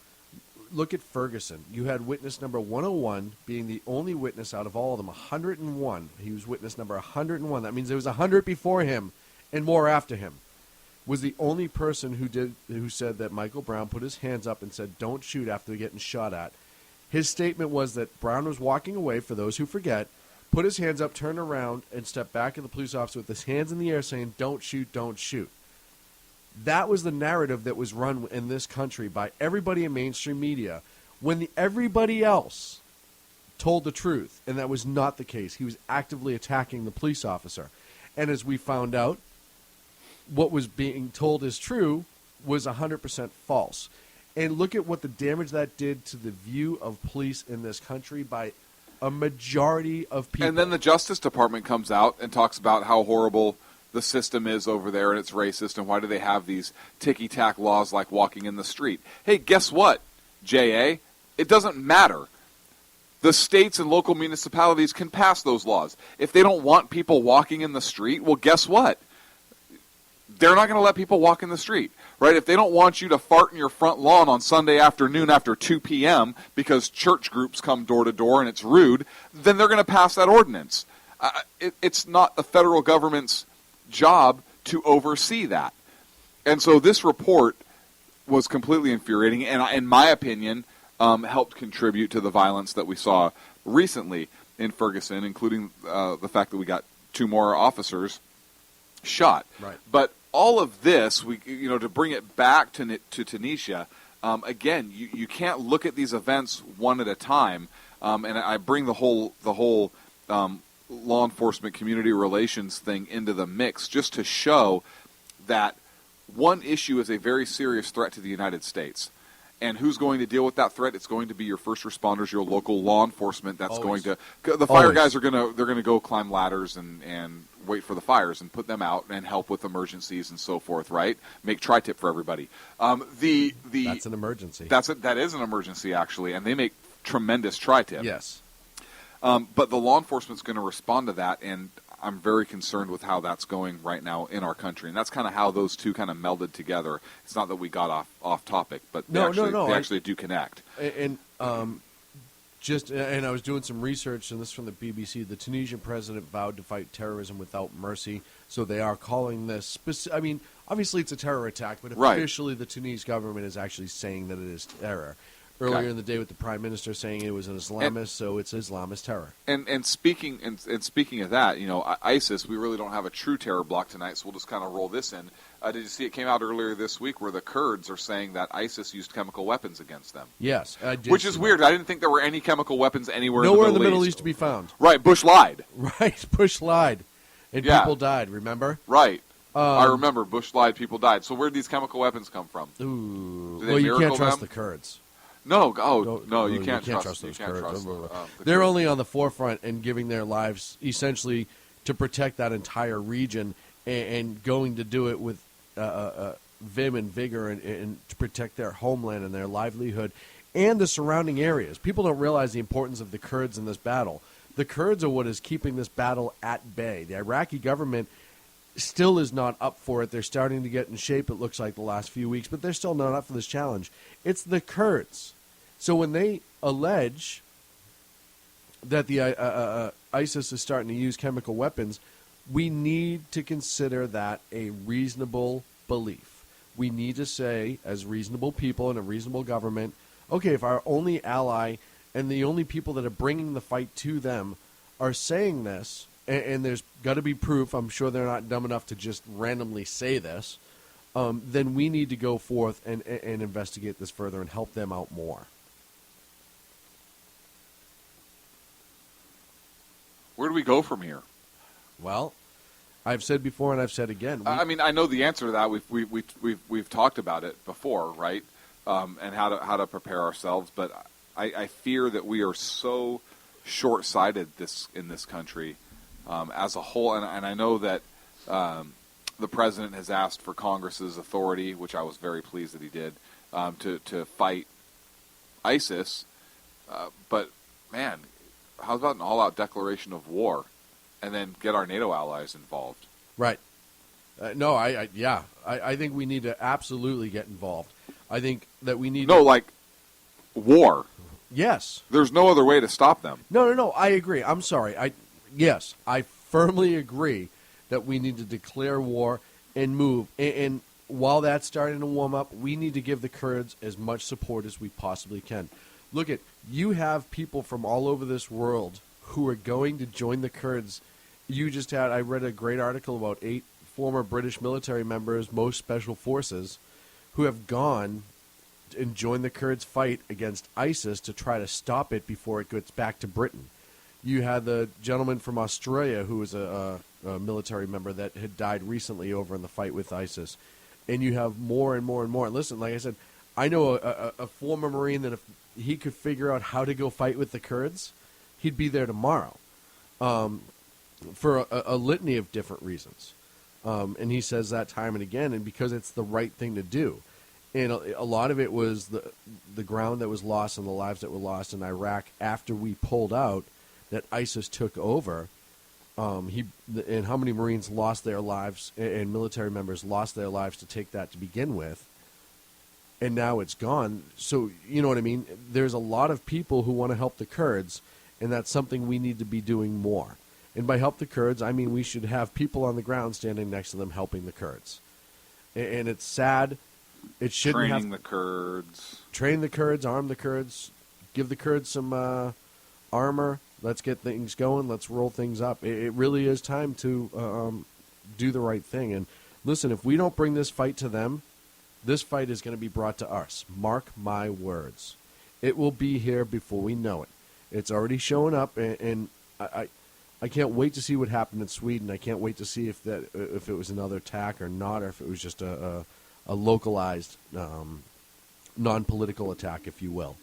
But, a lot of these attacks we're seeing more and more, and our own former military members are trying to join ISIS. And I know it's just one guy that we know of. You talk about Bergdahl and a couple other ones, but this Air Force guy specifically. That's not one. Well, no. That's and Hassan. Oh, yeah, right. Well, he wasn't trying to go join ISIS. He was just, he was just carrying out an attack. Right, that's totally different. Completely Workplace different. violence. I apologize. I don't know what I was thinking about. Real quick, they going to charge him with treason? Who? This Air Force guy? They should. They should. Of course they should. Will he be, if convicted, do you think Executed. they will execute him? No, but I think they should. Right. I absolutely think they I should. don't think they're going to charge him with treason. I don't think so. And I don't think they're going to execute him. But they should. Right. Both need to be done. Upon conviction. Absolutely, and that's upon conviction. Not just willy-nilly. No, not just all willy-nilly. Right. We're up against a break, my friend. We are up against when a we break. come back, is there going to be a repeal of Obamacare in the latest budget bill? Is this where the Republicans are trying to go? I hope so. We're going to talk about that on the other side here. Hang on a sec. Terror Block this week was brought to you by Patriot Ordnance Factory, POF. In my humble opinion, the best AR-style platform rifles on the market today. Tremendous, tremendous weapon system. 223-308. Check them out. POF-USA.com. POF-USA. And a tremendous Tomahawk that they have out now as well. Awesome. It is just amazing. So if you are worried about the zombie apocalypse, we highly suggest you pick one up. 2 or 3. 2 or 5. Give them to your friends. Their Patriot gear, awesome stuff. Check out their posters, T-shirts, but just their go weapons. To their website. If you've never shot one, if you've never shot a POF, but you've shot other AR platform rifles, you will notice the difference with the rolling cam pin technology. The other things they have in there are just a tremendous weapon. And just go to their website, even if you're not ready to buy a weapon right now. Right. Their website is so awesome. You have to check the artwork and just everything. Send a about comment. It. Tell them the Sackhead sent you. Absolutely. Sackhead Do that show. right now. As a matter of fact, if you're in our chat room, I challenge you to do that as we speak. We're going to be back on the other side here on the Sackheads Radio Show live on the SHR Media Network. Did you notice how we had a rifle company sponsor Terror Block? That's kind of what we should do. How did we do that? Isn't that funny? That's weird. It's almost like we planned it. Which we didn't. That's even funnier. You didn't build that. A team of ordinary men emerge from the ashes to give voice to the voiceless and hope to the hopeless. Sackhead Sean. Dude, I'm not saying Kath was stupid, bro. Sackhead Clint. All good friends of ours usually show up drunk.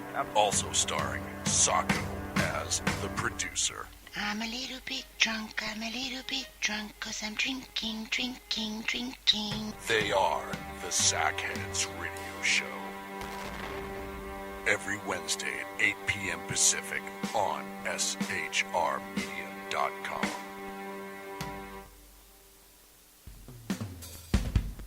This is Tammy Jackson, inviting you to join me on the Tammy Jackson Show every Tuesday night at 7 p.m. Pacific on the 405radio.com. Put down that remote and tune into the show that covers politics, guns and the Second Amendment, religious liberties, sanctity of life, the military, and more. I host newsworthy guests and work hard to be a conservative radio show that's not like all the others. So save Tuesday nights at 7 p.m. Pacific for me, Tammy Jackson, on the 405media.com. Who listens to the Andrea Kaye Show? Let's find out as we eavesdrop on listener Roger Johnson in Encinitas. You know, if our policy is going to be bring any child who comes across the border and says coordination, we have to take them in. Okay, so apparently Roger fell asleep in the middle of my brilliant political tirade, and now he plans to sue me because I put him on the air, sleeping. Obviously, he's a liberal. Snoring, not an option while listening to The Andrea Kaye Show, Tuesday mornings at 11 on Financial News and Talk. You know I'm right. Y'all know I'm right. Hello, I'm Matt, a student at Hillsdale College. Here is Hillsdale President Larry Arnn on the continuing relevance of the Constitution. Many argue today that the Constitution is outdated because it addresses problems peculiar to the 18th century. Some parts of the Constitution do read rather quaintly. Consider the injunction against titles of nobility in Article 1, Section 9 of the Constitution. But is that so outdated? The purpose of the injunction is to prevent the government granting special privileges to some for partisan reasons. This strikes at the heart of the rule of law. The crony capitalism so common today is a place where the government bestows favors and tax dollars on some businesses to give them a leg up over others. This is exactly the kind of thing the Constitution was meant to prohibit. The Constitution is not so outdated after all. This Constitution Minute was brought to you by Hillsdale College. To join the national conversation on the Constitution, go to constitutionminute.com. And we're back here on the Sackheads Radio Show. Thank you so much for joining us this evening in the last 30 minutes of the show. This is where we normally just coast downhill and just take it easy and kind of meander through the day, but not tonight. The GOP budget is that they're proposing right now contains a repeal of Obamacare and a $5.5 trillion cut. House Republicans unleashed, if you will, the 2016 budget a couple days ago, yesterday as a matter of fact, with the $5.5 trillion spending cut over the next 5 years. It's so weird to have a budget that has actual cuts in it, right? Also, a full repeal of Obamacare.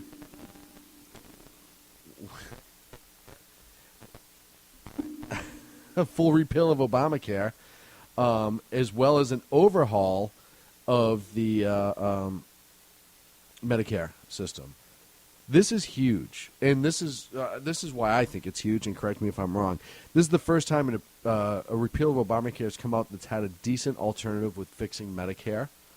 I talked about this before. That I believe that when it was time to repeal Obamacare, which was a day after it was conceived. However, when the Republicans took office and they were going to repeal Obamacare, that you needed to have something in place to legislate with, if you will.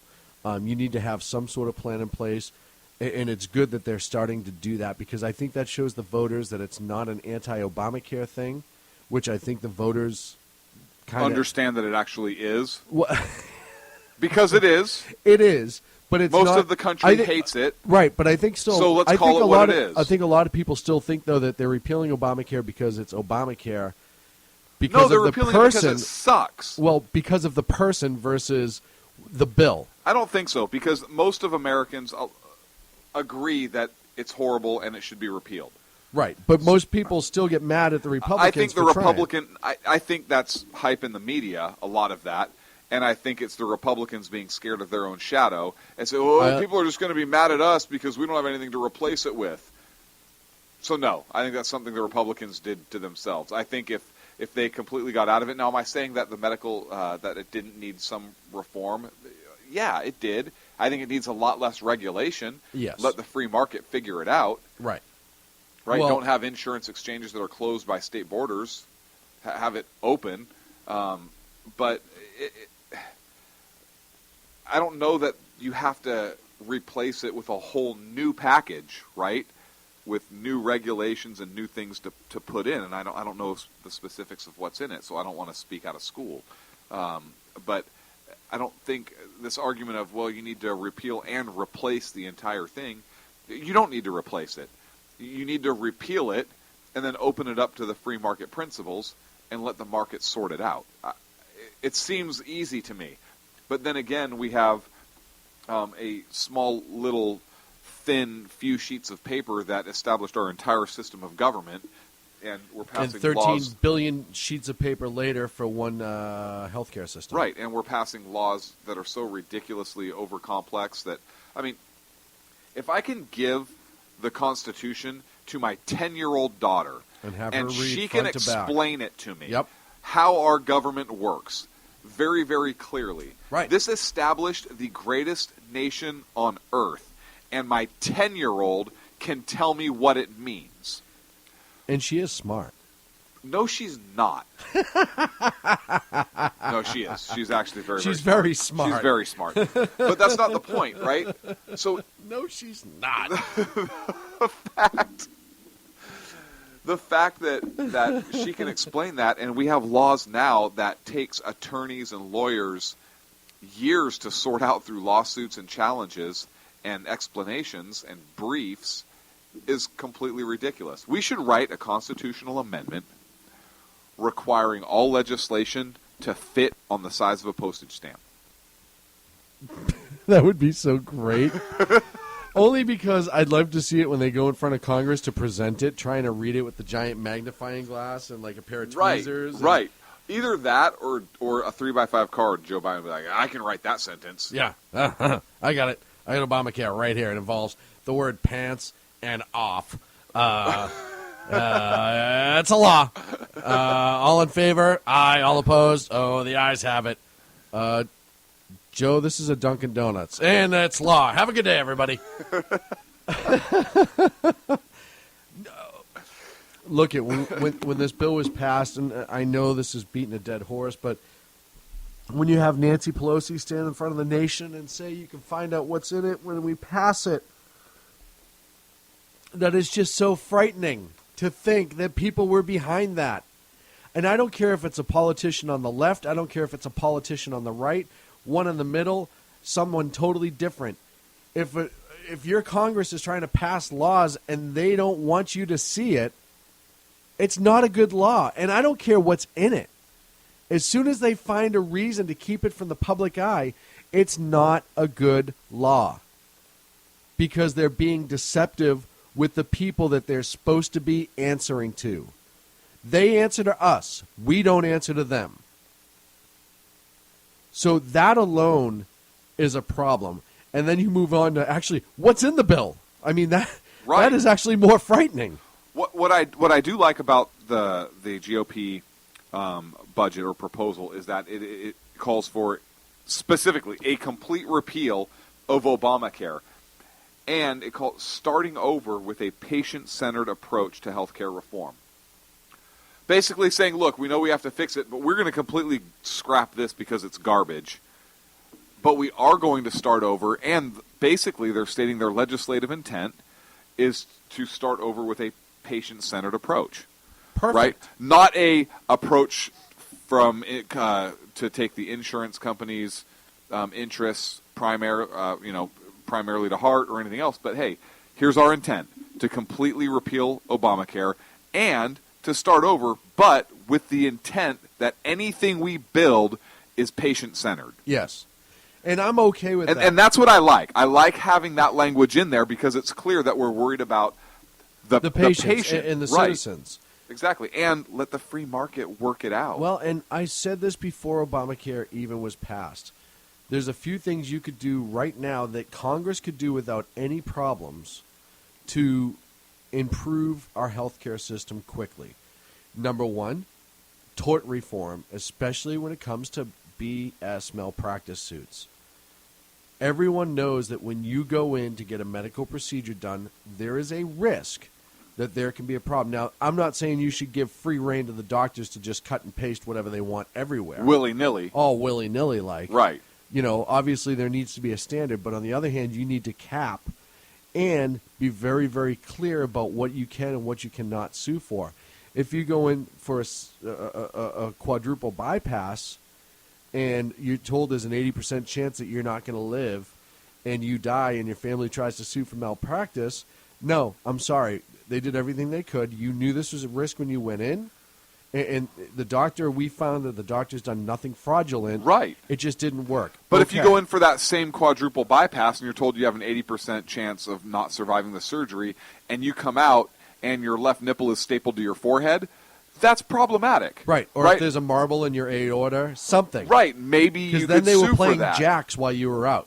Right, which is kind of funny. I'm not going to lie. Right? We need a doctor with a sense of humor. Just picture waking up with my nipple on my forehead. I know. Oh, that didn't go well. It paints a picture, doesn't it? So, Doc, what you're telling me is there was some issues. Right. No, actually. So Biden was watching the surgery. Everything went exactly as planned. And he dared me, basically, because he read a post, I dared Joe Biden.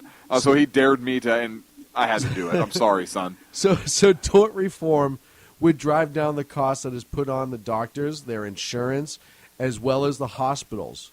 You also mentioned Medicare reform, and under their plan, it's going to be almost like a voucher system, where senior citizens who join Medicare the year 2024 or after, they're going to receive a subsidy or a voucher in order to purchase health insurance privately. Where they want. Right, privately. So they can actually keep their doctor. With Obamacare, you could. No, he said, that didn't happen. No, I he didn't said, keep but mine. he said. I didn't keep mine. But he said. I know he said. He said a lot of things. I still didn't keep mine. Naysayer. And one of the other things, too, is the ability to sell across state lines. And at which point you have competition. Competition inherently drives down price. Because there is a standard in the medical field, it does not drive down the quality of care that you would receive. It would just drive down price. And I think I made the statement about California making a state car before and use that as the analogy. When you don't allow anyone else to sell cars in your state, but the only car you can buy is Chevy, say? State of California. I was going to say Chevy because I figured it's owned by, anyways. We own it anyhow, but that's neither here nor there. Not anymore, but what? Yeah. And the price is exorbitant. Say Russia, where you have to order it and then wait 10 years, way back when the Soviet Union was running large. When you don't have that competition, it obviously drives the price up. Look, so selling across state lines would be a huge I have way. to say something here. Yes. If there is anybody in our audience who has never read Wealth of Nations, please read Wealth of Nations. Over the next, I'll give you a month. Read Wealth of Nations, please. It's the foundation of our economic system. And our system today does not look like what it is supposed to look like. I believe it came out in 1776, Adam Smith. By the way, if you want a great game to play, when a salesperson comes to your front door and rings the doorbell, not that I've ever done this before, but say, listen, stop.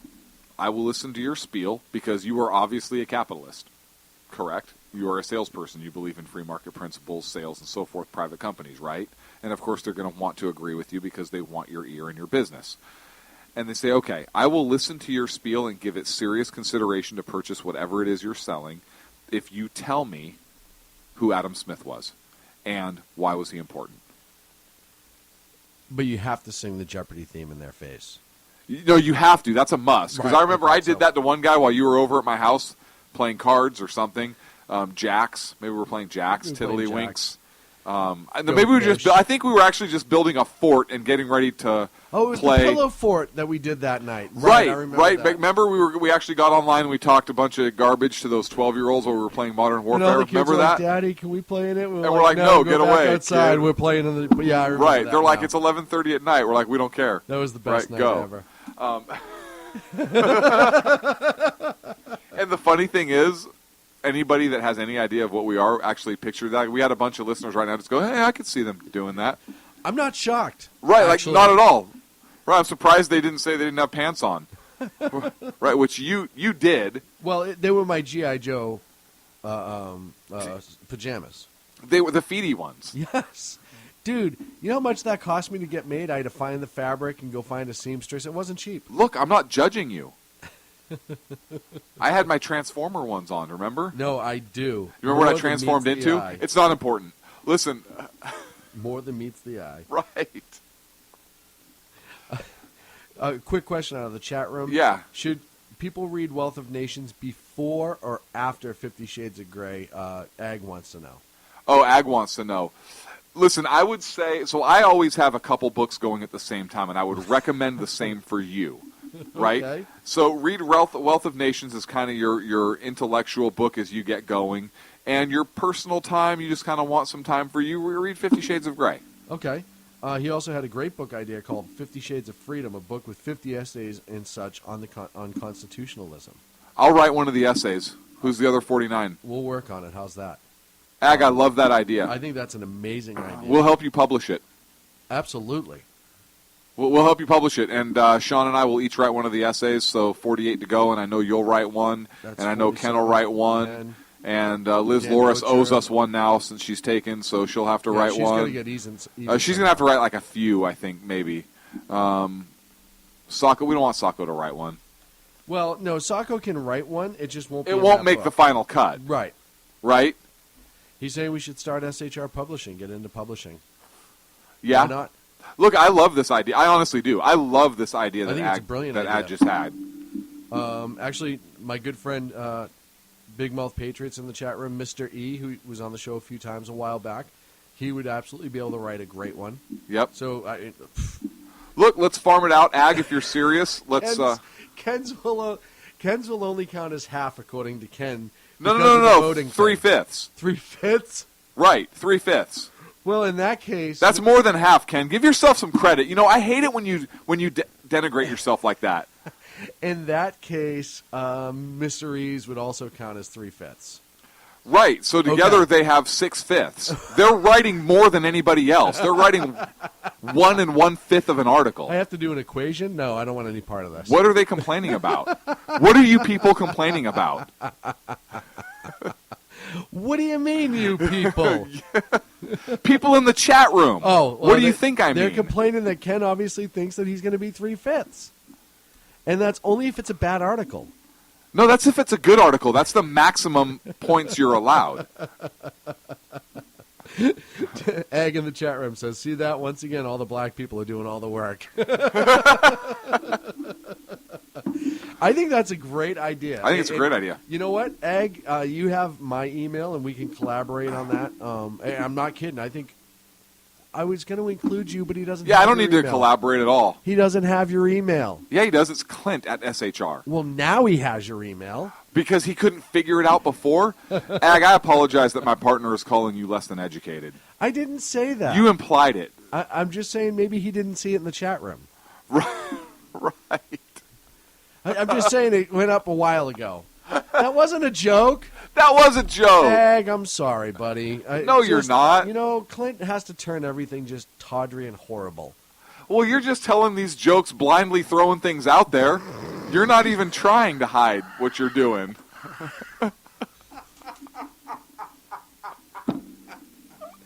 Oh, man. You know what? I should have seen that coming, but I didn't. Ken says we have to release it 365 days before the 2016 election. We got to get to work then. Because, you know what? I know somebody who's in publishing that could help us. Seriously? Let's start a collaboration. Let's get this done. I think this is a brilliant idea. Ag? We need 50 different authors, I think. And you know who? I'd like to see Dr. Randy Arrington write one. If he'd Dr. be willing Randy, to. Yes, Dr. Randy A. There's a lot of our good friends who would be amazing at this that we have to touch. Cammie, Yep. if she would be willing to write one. She is. I've seen some articles that she's written. She's got an article on SHR Media right now. Amazing. So if you have a chance, check that out. Scott and Judith, the authors we had on a long time ago, they would be awesome at it. There's some, you know what? Now let's start getting a name list together. Everyone write one essay on it, and let's get it done. Even if we do it just digital. I think we publish it, hard copy. Even if we start with just digital and go hard copy. Patriot Press. That's already out. Is it? SHR, Dang it. SHR Media Press is fine. SHR Publishing.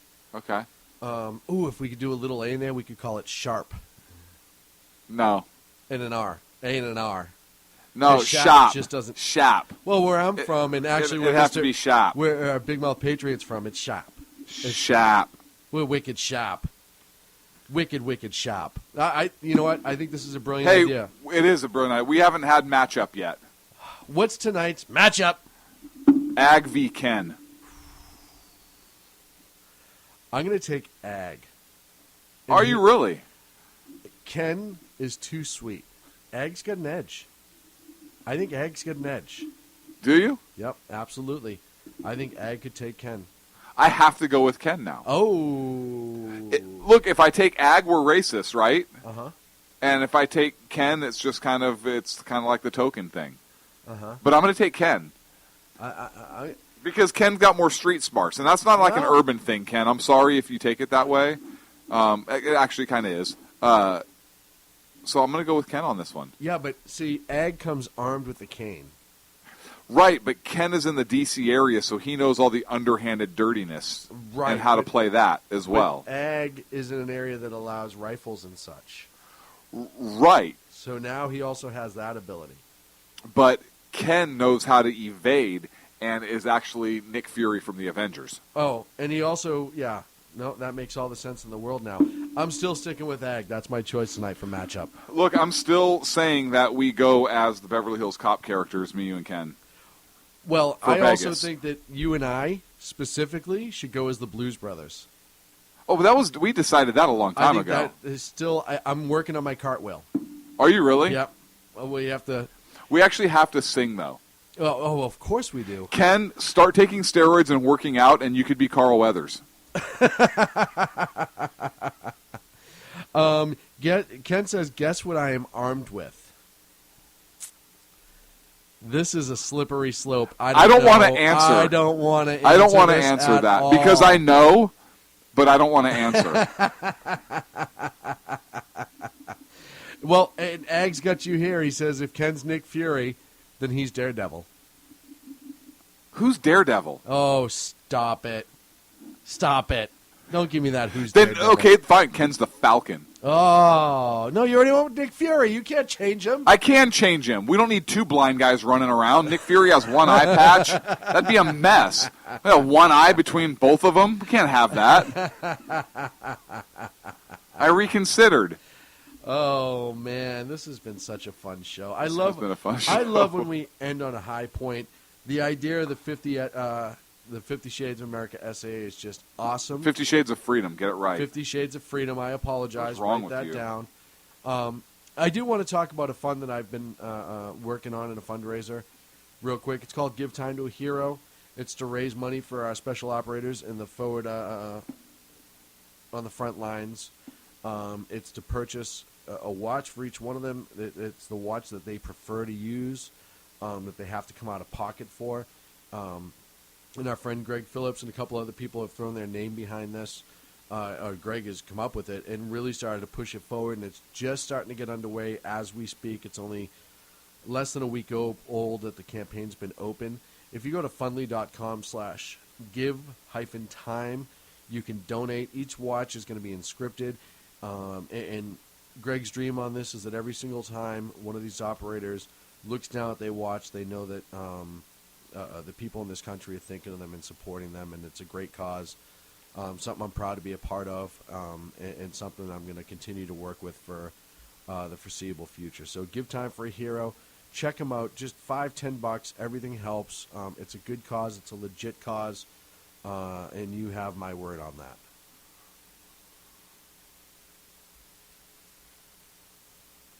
Yes?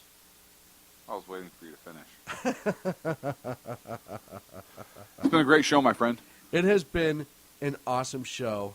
I will speak with you again on... Mr. E jumps right in. Big Mouth Patriot. I'm the Black Panther since we've crossed into the Marvel Universe now. Did he say he's the Black Panther? Panther. Why would he pants black people only? That's kind of racist of him. I'm not going to lie. Well, white people don't have stuff you want to check out Maybe there? not. I don't even Maybe not. I don't know either, but he's the one that said Black Panther. Not me. Follow us on Twitter at Sackheads and on Facebook, Sackheads Radio. If you want me, I will be Sackhead Sean on Facebook. You can check me out tomorrow, 12 p.m. East, 9 in the Pacific on WNJC 1360 AM in Philadelphia for my Edge of Liberty show. Dude, this night went too fast once again. No, it didn't.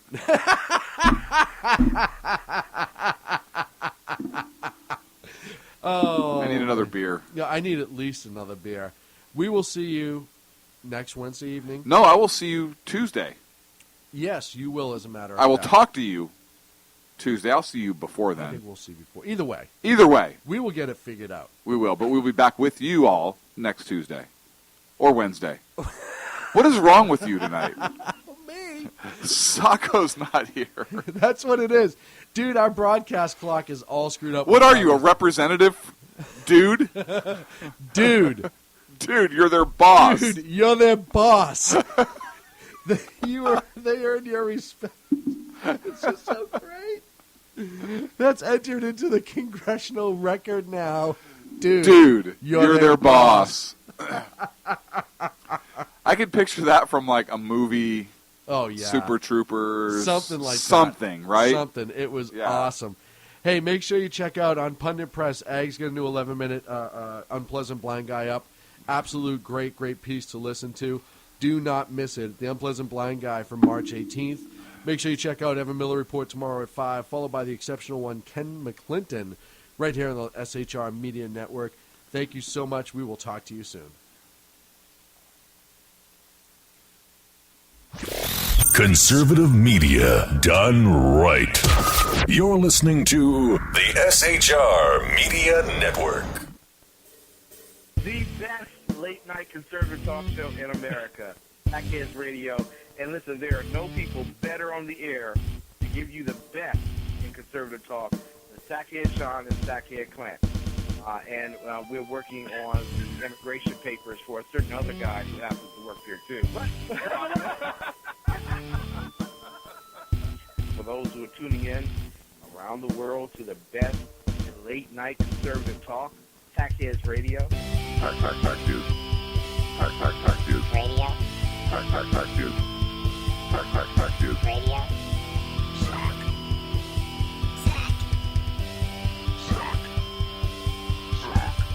The best late-night conservative talk show in America.